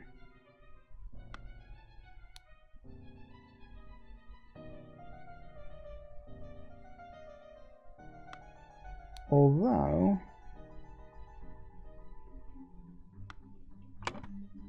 we don't necessarily know his last name is Spade. Nope. Makes it worse. Because he doesn't mention...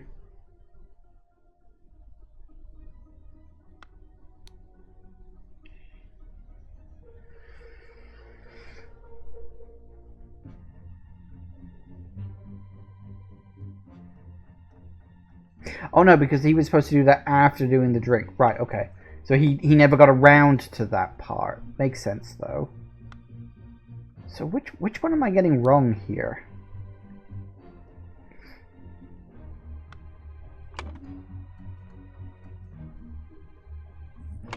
Because we know for a fact Arthur Faulkner... Yeah, fine.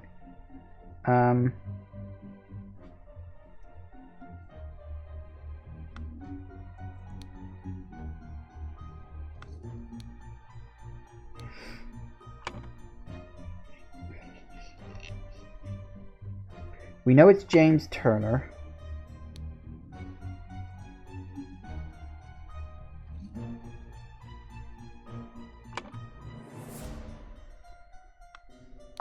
Nope.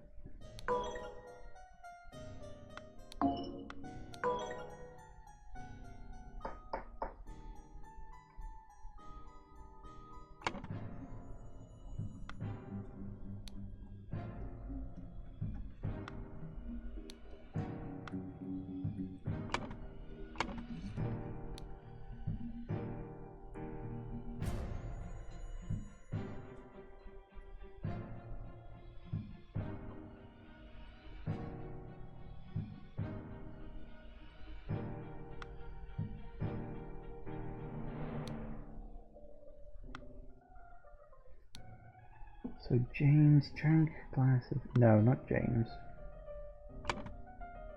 Gideon. Played croquet with Ergin in the morning. I got bored, went to the tea house. Ergin drew his attention to the interesting design of the chest house. Alistair... Yeah, okay.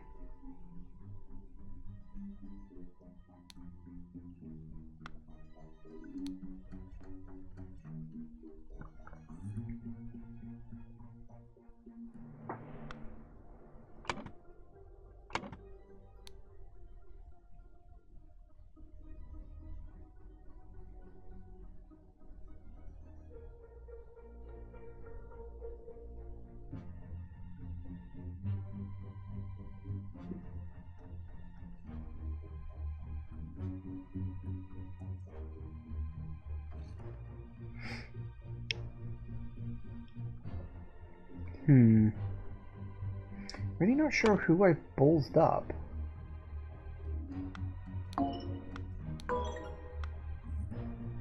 I'm positive you're James Turner. You're Patrick Hill, you're Billiam Spade. Like, that, as far as I can tell, they are all correct, but something's wrong somewhere. Did I get a first and last name mixed up? I probably did, didn't I? I was going to say, they all felt right.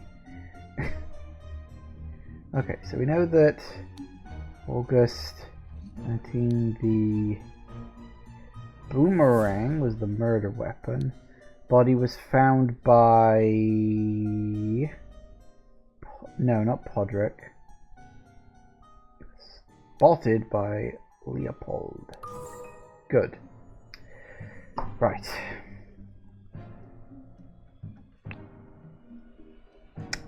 Okay. Now we need to work out where everybody was.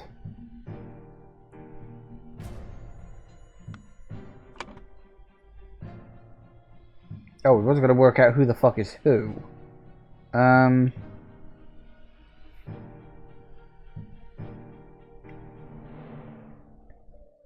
So the prince is Ergin, right? He was with Gideon in the tea house. No, they were in the... Was it the chess house they were in? Hang on.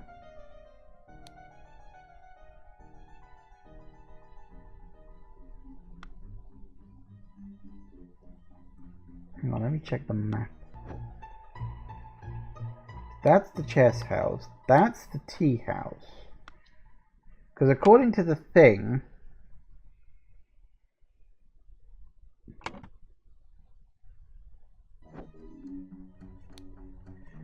There was something...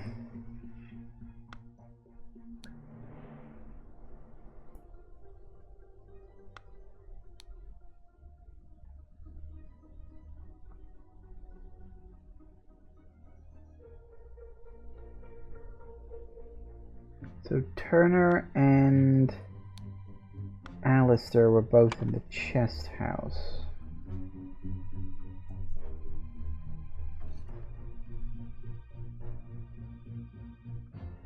So Alistair is the general, so you were in the chest house. The butler was in... I guess the library?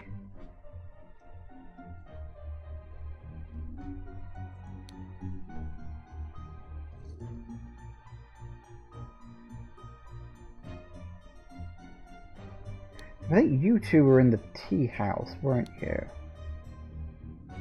So who's the doctor, who's the loyalist, and who's the gardener? Well, the gardener's obvious.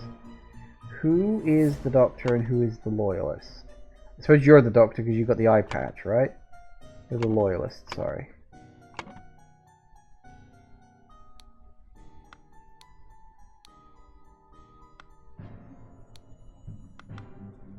So James Turner. The doctor was also in the chess house playing chess with the general.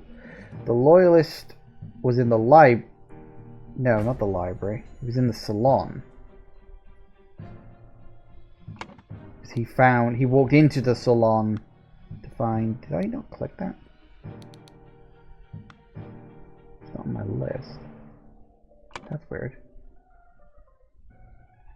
Oh, because it's up there, that's why. And the gardener was in the flower bed, I suppose. Yep. Okay. Deep breath.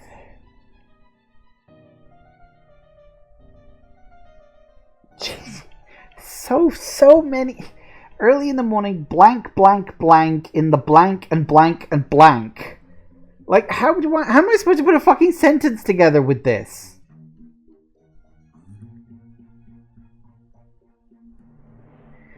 Early in the morning, blank, something, blank, in the blank.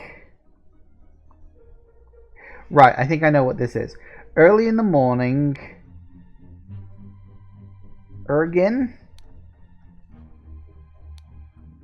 drugged Leopold in the library and stole a seal.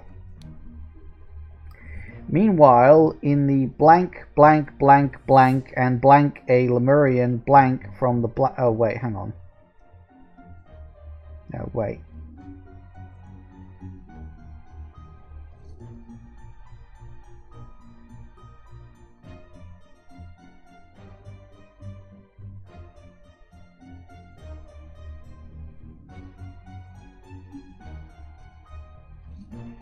Hang on.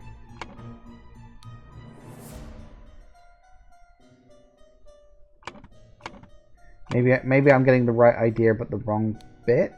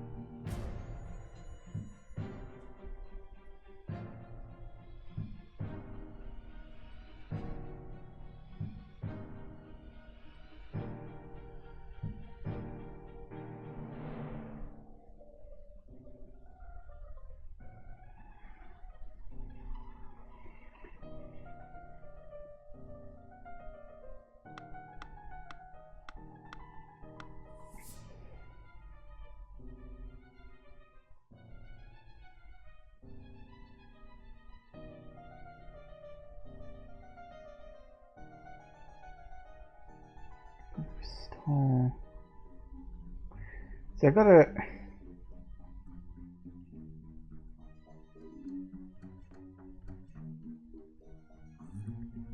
Hang on, no, wait.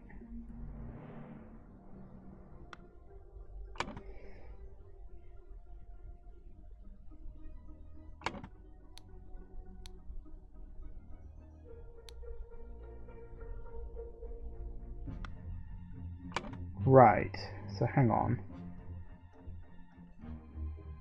So we've got James Turner, drugged Leopold Blanchard in the library and stole a button. Meanwhile, in the something,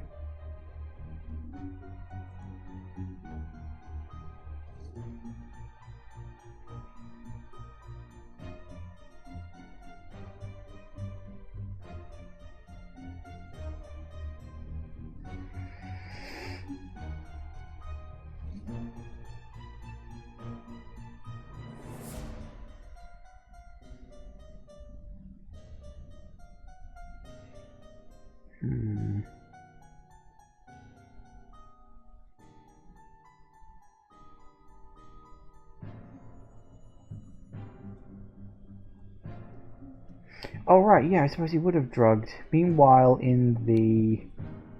Hang on. In the tea house, Ergin drugged Gideon and stole a emergency from the salon. That makes sense. In the blank, around noon, blank something blank, blank the blank on him to... In the salon at around noon, someone killed and planted the button on him to frame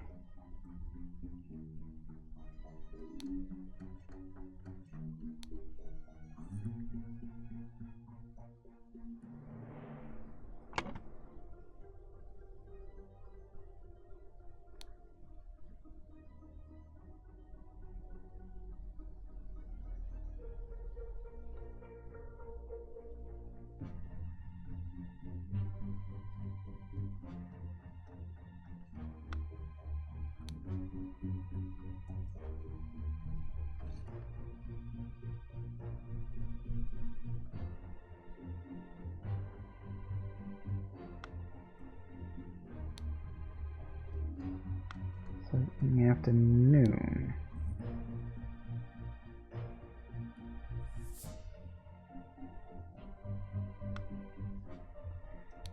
Did someone say...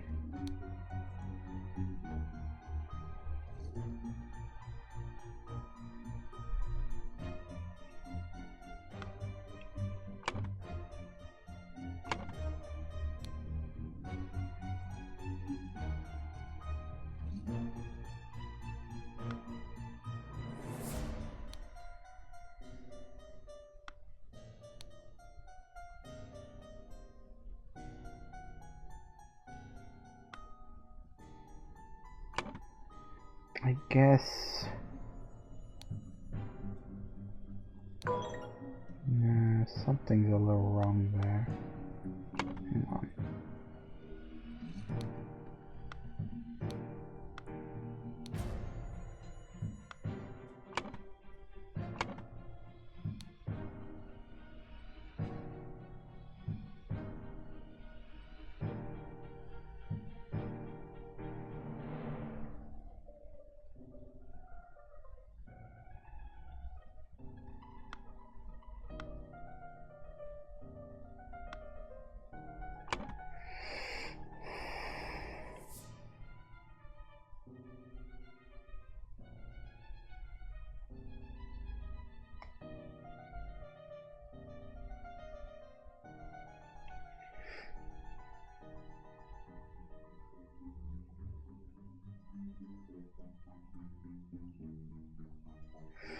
Okay, James Turner drugged Leopold in the library and stole a button. That makes sense.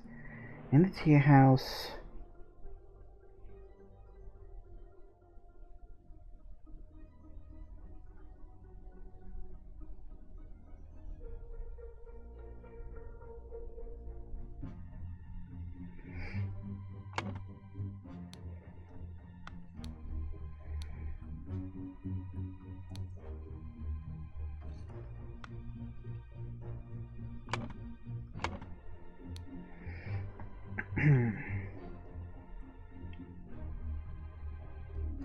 Drinking in the tea house. Interesting design of the chess house.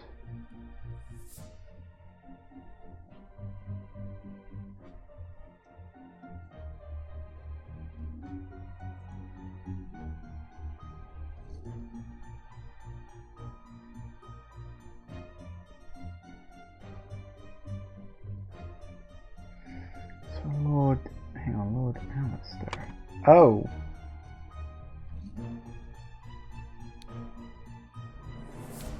Bingo. Yeah, I got that slightly the wrong way around. I was looking at the wrong name. Brotherhood members Alistair and James plotted to turn the ruling moderate and loyalist parties against each other. Over the course of a weekend at James Manor, Alistair murdered the moderate leader and James framed the loyalist leader. Ooh. Hello, you. You've proven that I can trust you. Here is the Brotherhood's artifact that I removed from the traitor Keen. Let me educate you how it works.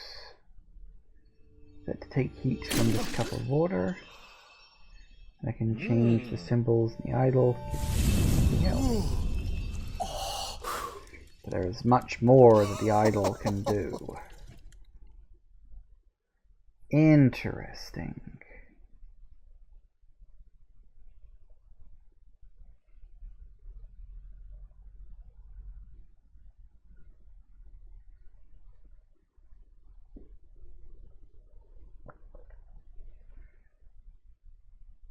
Traitor King. Wait, Walter King?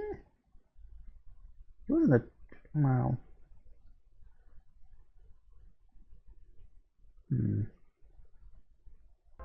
Interesting. Okay. Oh, only two. Well, okay, interesting. Well, we'll see how we get on with this. But it's break time and I need to go to the bathroom. Back in a minute, guys. And we are back. Alright.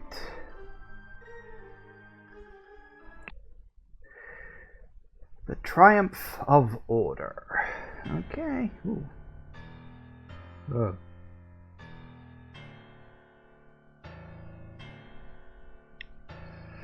Alright. Such relief that they decided not to push any fashion charges. The process is not painful. These tribunals are farce. They spread lies that my pure love is merely lust. What do they even know about true art?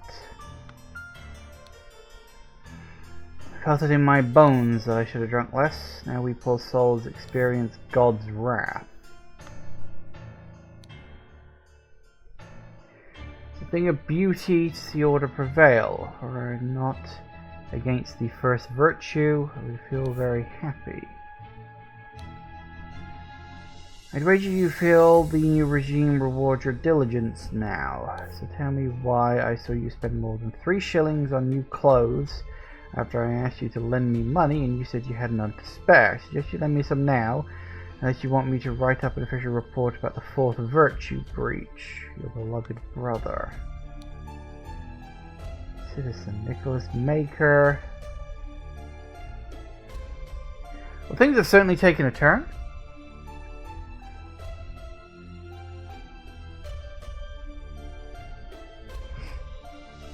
Labeled a protocol as being on Thursday, even though it was on Wednesday. Took a double-length lunch break in the office.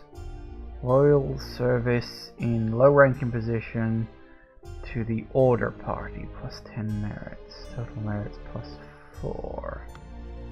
Jesus Christ. Poor bugger, never seen so much merit removed in this tribunal. Some mistakes are very costly. Albion Frank banknote. David Gorham, birth year 1752. Has a secret compartment in his office locker. Denied the existence of the secret compartment. All the service in low rank and position. Remember the second virtue. Remember the third virtue. What the fuck? Okay. Ends up breathing, no apparent wounds. Prince of Dusk. Like night, I am dark and full of terror. I do not fear love, do not make that error. When you know my name, just look for my face. The hell? 6 culprits are brought to the tribunal. Each culprit charged are evaluated and merit changes are calculated. First culprit merit extraction.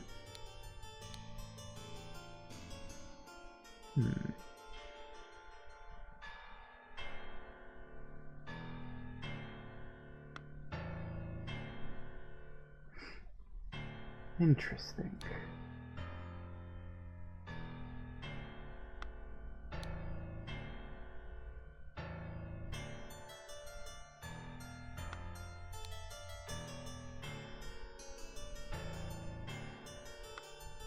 So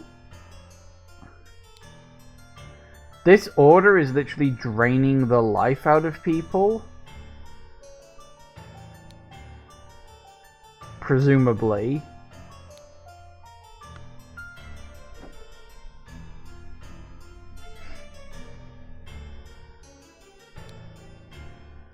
There's music to my ears, Alistair, but do control your emotions. We as arbiters of order must never violate the first virtue. Dr. Turner respectfully inform you that during your absence from party business, your senior assistant Daniel has demonstrated extreme untidiness and breached one of the virtues. Alcohol bottle of brandy at a picnic. Kept the book Legacy of the Rose Dynasty in his study. On service.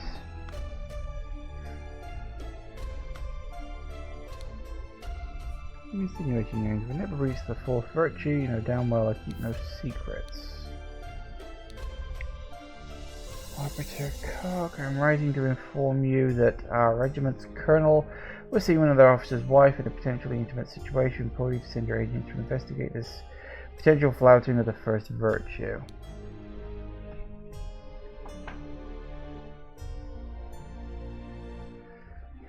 Slap the sergeant in anger, listen to marching music in his manner.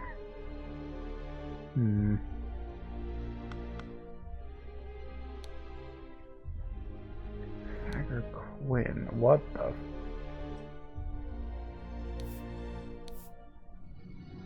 claimed he has no wife, had a painting depicting a naked person in his house, broke his wife's favorite teapot in anger, was observed spending a night with a neighbor's wife. Okay, Walter Keane.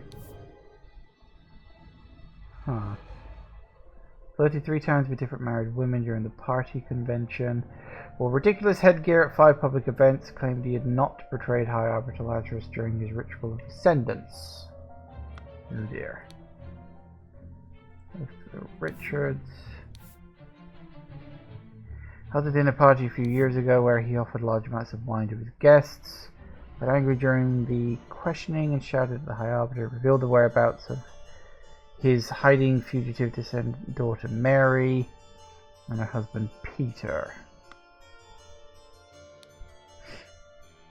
Josh Bailey left work at the tannery early, drank excessive amounts of gin at the Scrawny Cat, drank excessive amounts of rum at Old Oak, approached a married woman with an indecent offer, denied 4 times during questioning that he had done these acts. Horace Webb. Count Horseweb has not held a job since the new regime. Evaluated as 60 instances of non-work. Claimed he works in his castle, helping his servants clean it. Possessed 15 books kept in his private library. Expressed willingness to donate his castle to the party. Gideon Bell. Wears an outrageous hairstyle. Broke down in tears 10 times during castering. Has refused to start working. Evaluated at 5 instances of job skipping. Rejected the High Arbiter's request that he share information of a secret entrance to the castle of his cousin, the Sovereign. Interesting. This is certainly painting a very dark picture of the future, isn't it? Isn't that Pip? You will perform your function as much as required. It's paramount to restore order in our new society.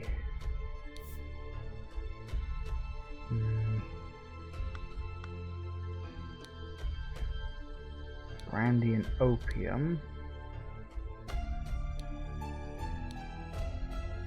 Invoice 15th of February. Blackbrook Farm. Butter. Delivery 6p. Okay. Violin. Portrait of Gideon Bell. What the fuck is that? Okay. Book titled Stories, What's in Tales. So that's all like contraband, I suppose. Notice like a virtue. Store confiscated objects and evidence according to the virtue breached. Right, okay. So that's like lust, something like that, I don't know. No truth, Lord High Arbiter. I would prefer storing no more than this. Since 92, when it gained a majority in Parliament and liberated our government from multi-party chaos, the Order Party has worked hard to improve society. Despite the vast popular support of the party, His Majesty refuses to acknowledge the authority of the party tribunal. High Arbiter Lazarus has announced that in 2 months the party and its supporters will participate in a peaceful march to the King's current residence to demonstrate their virtue of moderation. Yeah, I'm sure they will. I'm honoured to help the party upkeep the four virtues. I need hope sitting here all day does not count as sloth. The worst jobs in this one, thank God tobacco is not considered an indulgence. Of course it isn't. But born below, too bad literature is forbidden. Alright, that's all the things. What are we talking about? Oh my God.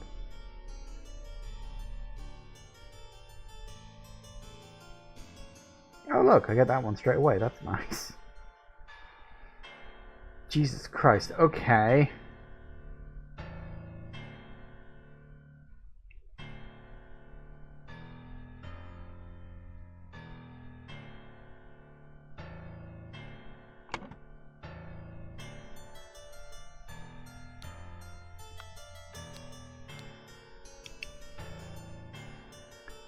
So it's 29.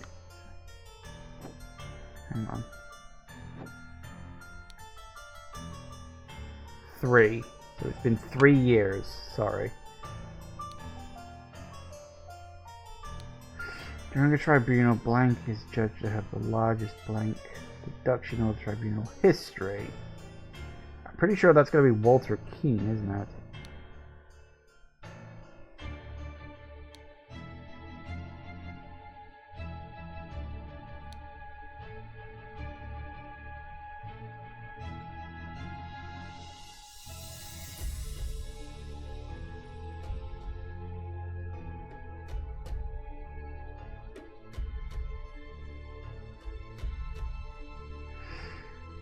The idol. Hang on.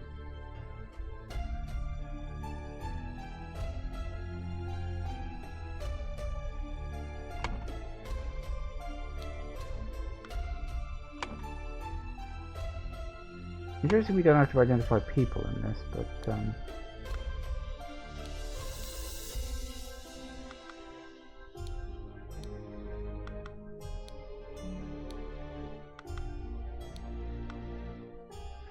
So the second virtue is laziness, sloth, I suppose.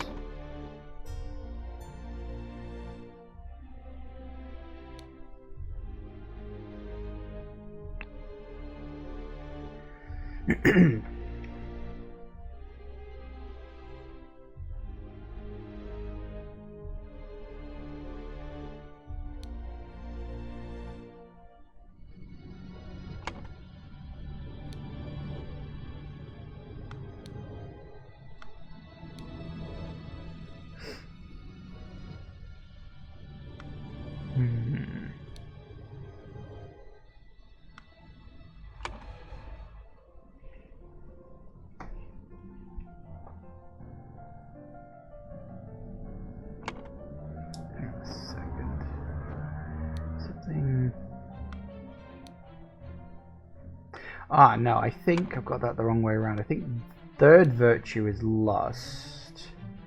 First is indulgence. Not sure what the fourth one is. Secrets, perhaps? Could be just thinking. Literature could be the third one. Moderation, music, secrets.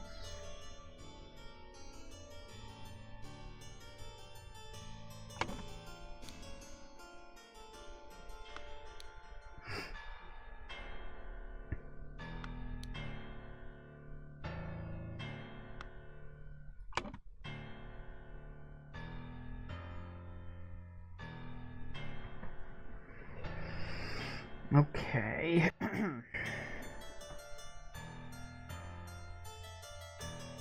So yeah, vulgar art.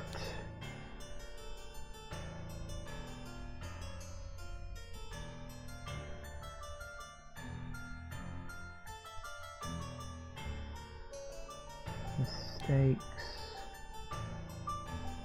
Untidiness. And what else?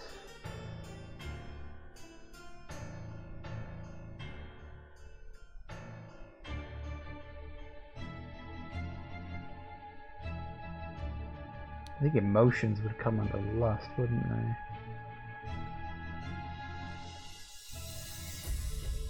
So mistakes.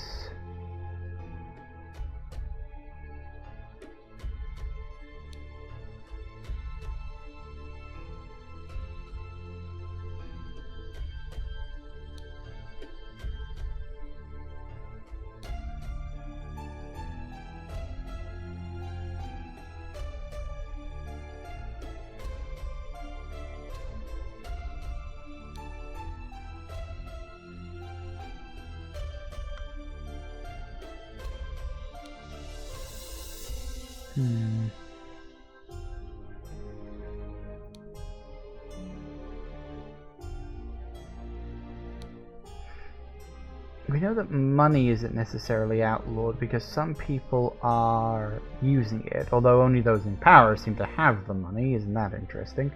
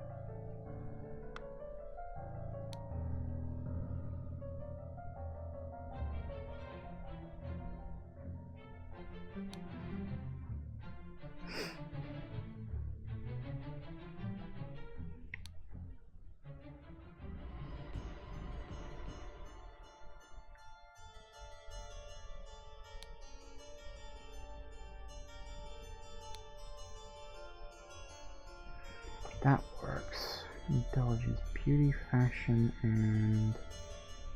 wait.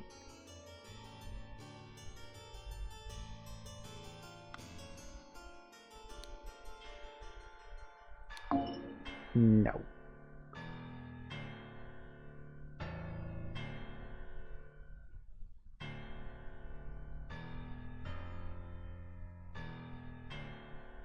So the first virtue is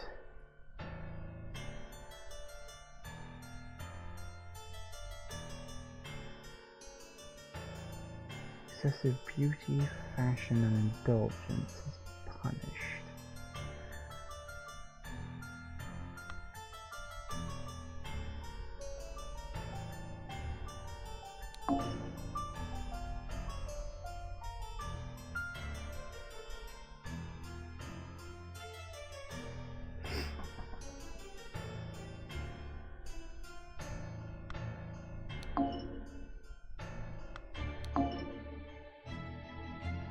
I think I've got the right sort of idea, but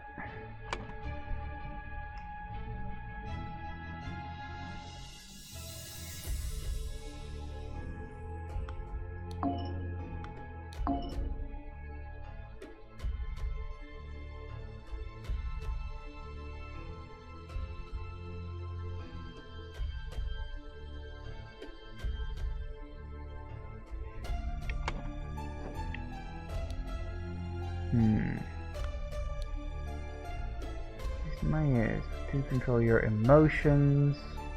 Right, emotion. Oh wait, emotions are in the first virtue? Interesting.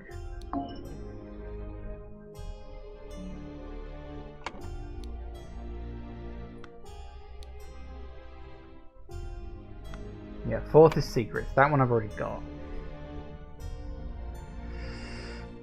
Yes, we know those are both right, so we'll put those at the top. So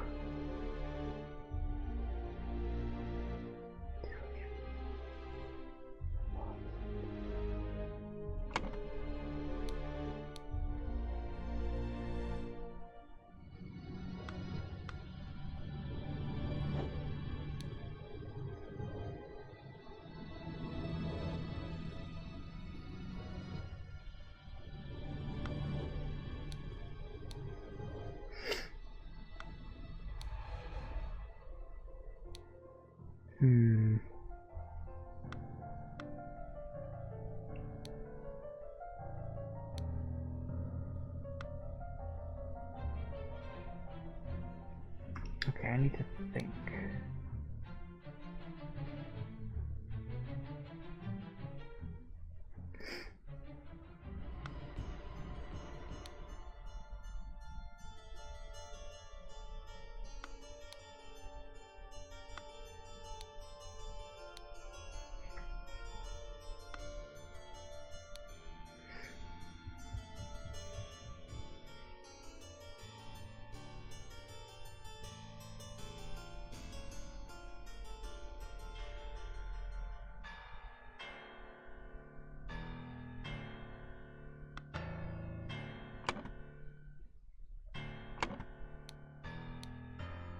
Hang on, diligence. Can you resume reward your diligence now? Tell me why I saw you spend more than 3 shillings on clothes after John's report. So is having money wrong? Oh no, wait, lies. So yeah, lies would be the fourth one. So diligence is definitely one of the things. I'm not sure which one, but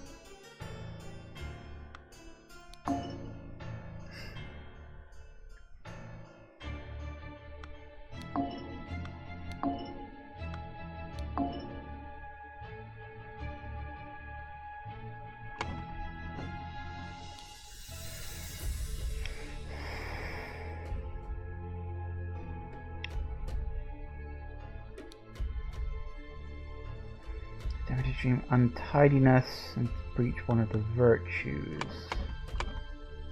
Yes, untidiness. I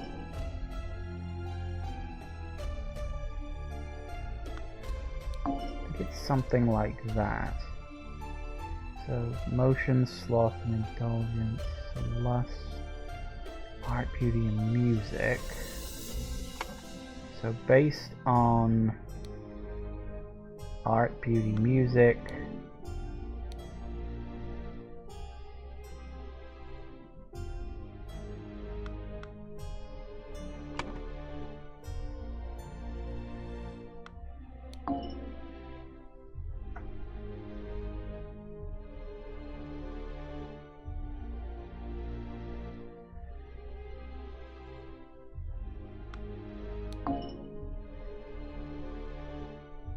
Mistakes, untidiness.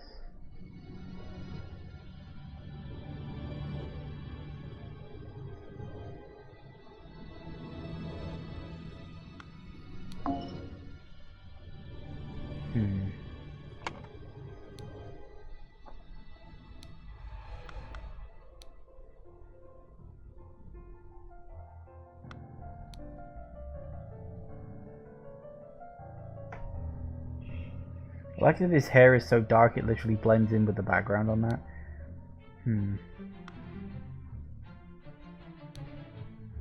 Remember the second virtue. Still confiscated objects never according to the virtue breached.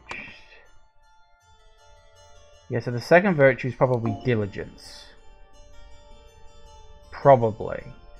Which means do things correctly, don't make mistakes.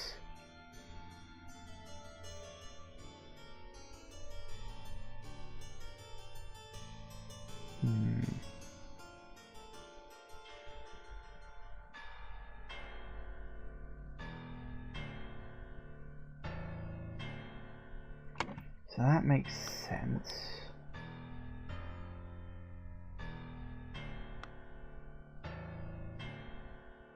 I feel like I don't quite have enough information for some of these things.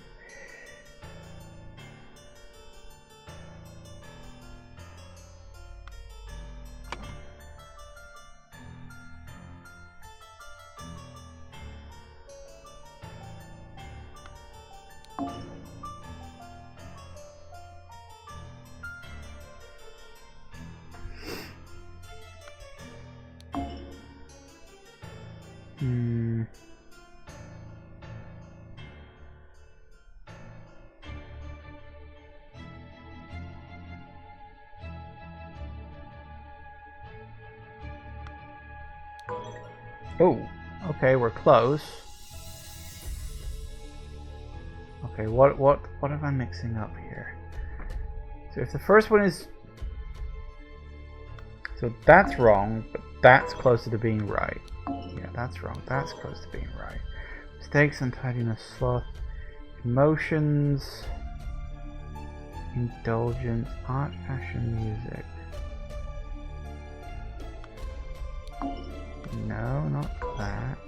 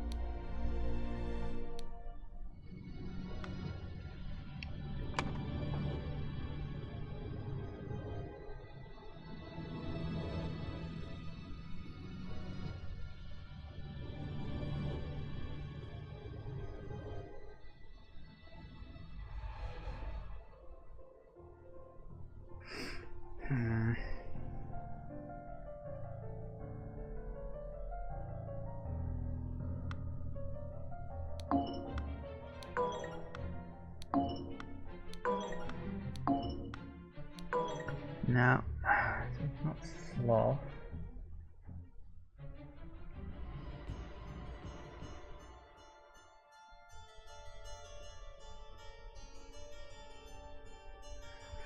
Art, fashion, and music.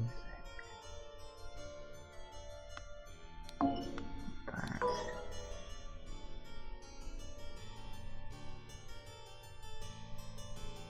So secrets, lies.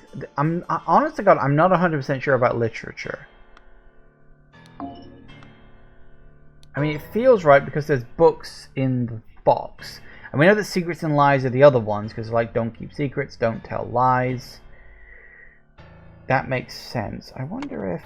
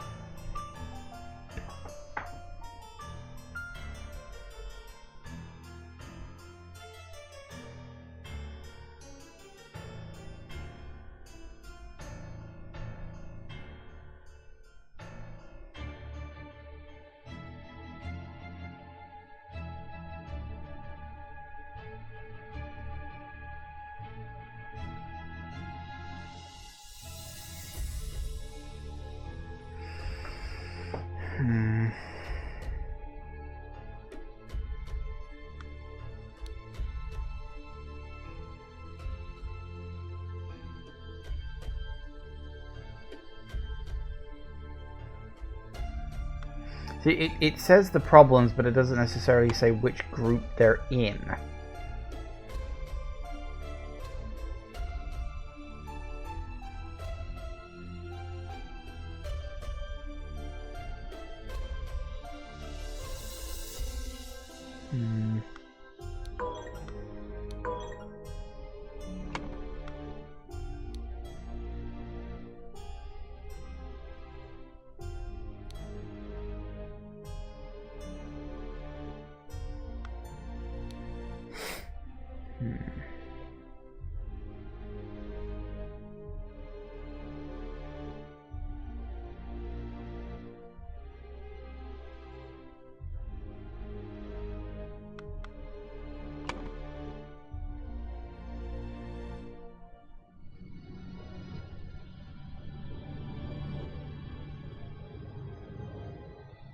Which one is in the wrong bit?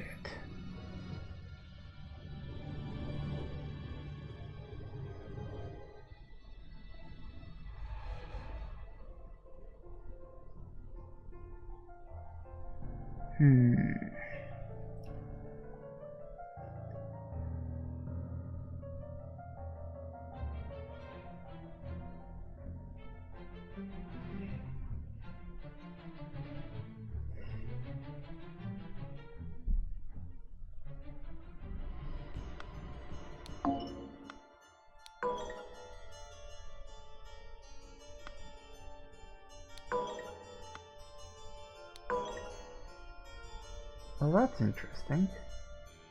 That doesn't change anything.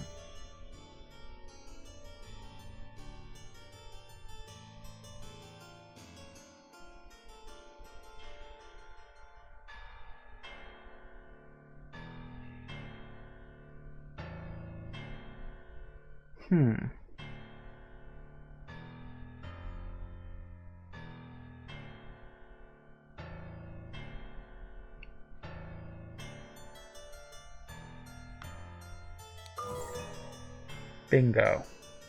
I started to wonder if maybe it was one of the things was wrong. When I swapped that out, I was like, oh wait, hang on a second. I was so busy focused on the three underneath, I didn't think about the rest.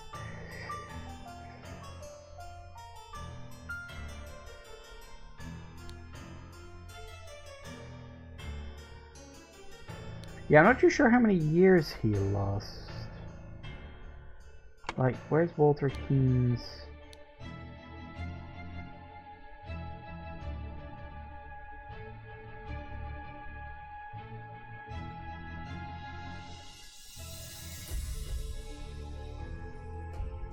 See, those are the charges, but how do you work out what they were worth? I mean, based on looking at other people's merit books, right?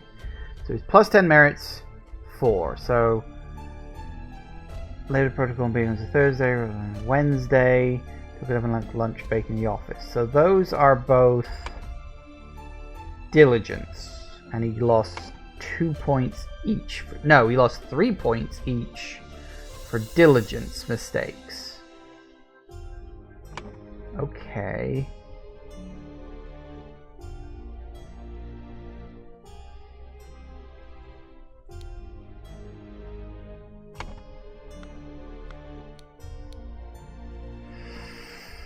Secret, so that's secrets and lies. So the fourth virtue only loses you 1 point.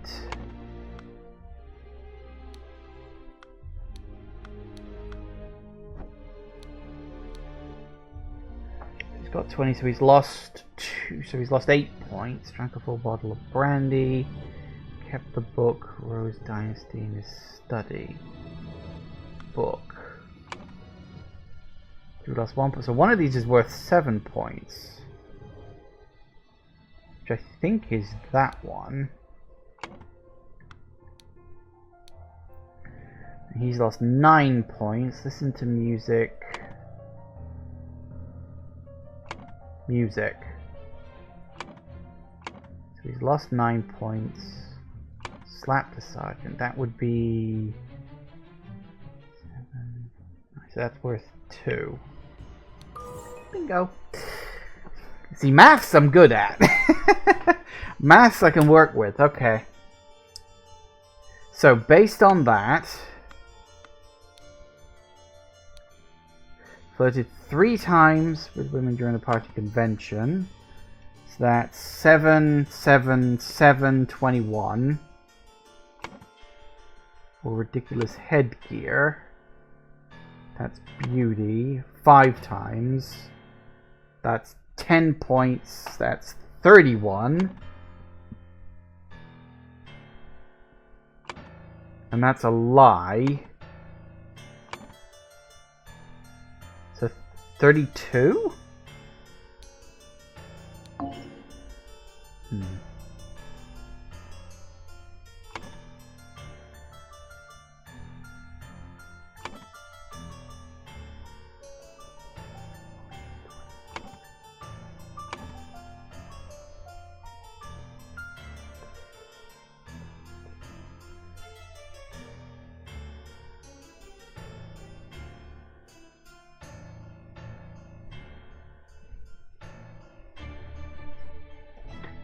So it could be the 3 years thing is wrong, but I think I did the math right on that.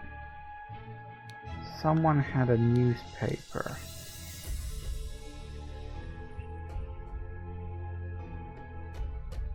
Yeah, since 1792, 1795, so it's been 3 years. 3 years have passed since the other party has seized power. During the tribunal, Walter Cleans just had the largest merit deduction in all of tribunal history. To execute his punishment, Idle was used on him and he lost 32 years and died. I mean, it might not be Walter Keane, but I'm pretty sure it is. Claimed he had no wife, that's a lie. Painted a picture of a naked person. So 1.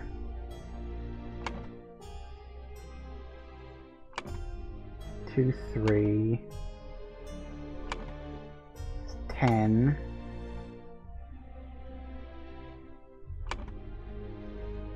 Okay, so it's not him. He's got a plus, so that's not going to count that one. That's his work attending Ernie, that's 3. Drank excessive amounts of gin. That's... yeah, that's indulgence. So you got 3, 10, 17,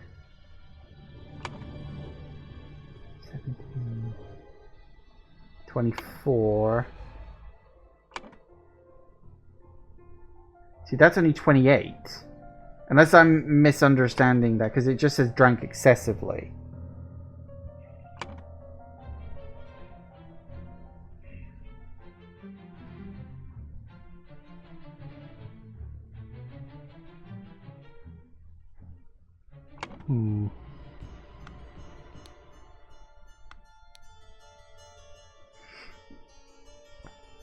Where's an outrageous hairstyle? Fashion, I guess? That's 2. Broke down in tears. Oh, wait. Hang on. It's you, isn't it? It's Gideon Bell. Hang on. Where's the...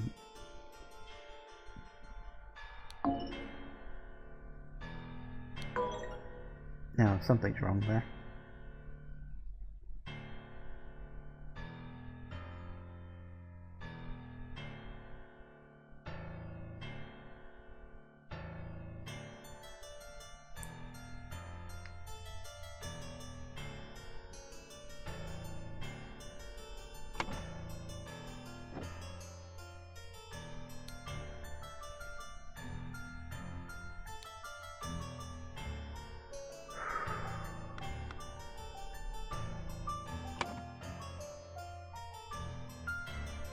Because he broke down crying 10 times. That's what did it.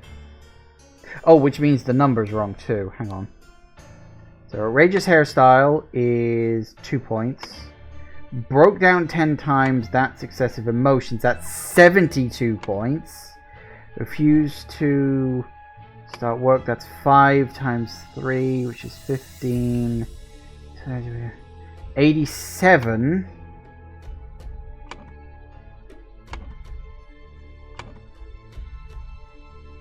88?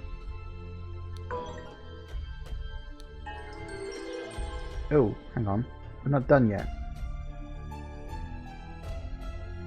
No, we're not finished. Goal has been fulfilled. The order party sees power now and forces 4 maxims of virtue. The young Duke, Union Bell, which judge lost tribunal, lost 88 merits. High Arbiter of the party. Largest house used the arbiter to keep Gideon's youth by 88 years. Making 108, resulted in his death. Hang on, no, we're not done yet. We're close, but we're not done yet. I didn't realize that just doing this is all you had to do. Alright, we'll wrap this one up and then we'll call it a day, but yeah,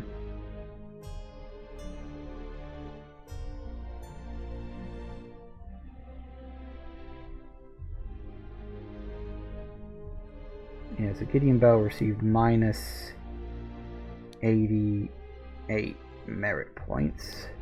Horace Webb. Okay, so plus 200. So that's good. Okay, 16 books. 15 books, that's 15 points. Claims he works in his castle. That's apparently a lie. So that's 16 points. 60 instances of non-work. Hang on, 60 instances of non-work. Wait, 60? I need a fucking calculator for this. Okay, hang on. 60 instances of non-work. 6 is 30. That's 360, isn't it? No, hang on. 6. No, it's 6 times 3. Sorry, not 6 times.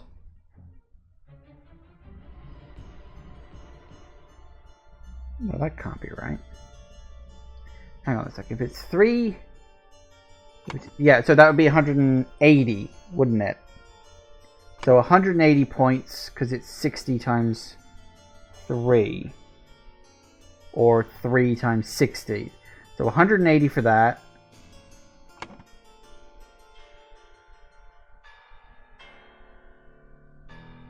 So yeah, 180 plus 16 is 196. No, it's... No, yeah, 16. 196. So minus 196, but plus 200 leaves him with plus 4. You have to put the 0 in. Good. Flippin' heck. Okay, left early at the tannery. That's sloth, so that's minus 3. Minus 10, minus 17. 24. And he lied 4 times. 24, 20, so that's minus 28.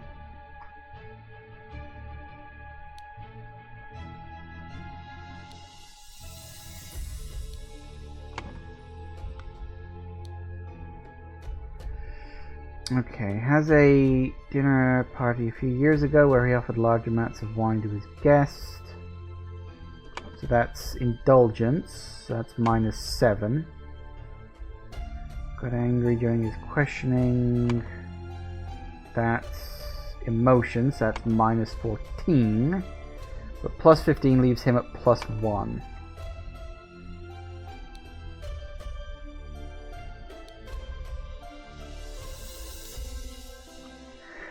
Good. I good maths. What did we work this out as minus 32? Was it minus 38? Let's put in 32. It was 32 or 38. Hang on. 7, 14, 21, 31, and then a lie. Yeah, it was 32. Okay. Claimed he had no wife. Apparently a lie. Has painting, that's bad art, so that's minus 3. That's minus 10. So spending a night with his neighbor's wife, minus 17.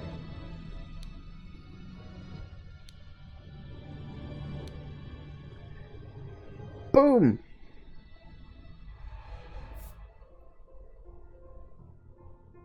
Okay, we're done. I didn't realize that completing that, I thought you had to do all of them in order to move forward. Okay.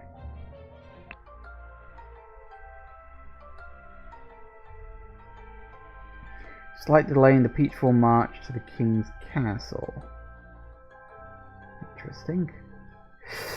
Okay, well, we've got 5 minutes left. I don't think there's much point in starting the new one. I don't know how much more of this game there is left. Although I will say, even if this is the last chapter and it only takes me like an hour to click through, should be okay, because we do have 2 DLCs. If we go back to the main menu, actually, we got 2 DLCs here. The Lemurian Vampire and the Spider of Lanka.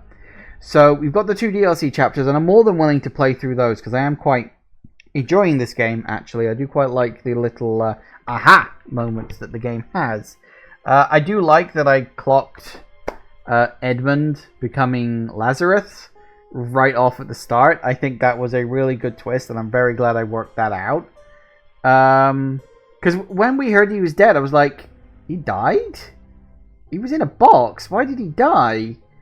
And yeah, it's interesting. Like, I'm really not sure, like, which side Walter Keane is on, because Walter seems to be, like, he was against Edmund / Lazarus at first, then he seems to switch sides to join them, but then I guess when they joined the Brotherhood, they declared Walter a traitor, I suppose. That's kind of how they see it, which is really weird. It's like, yeah, okay, fine, I guess that makes sense, but it still seems a bit bloody weird.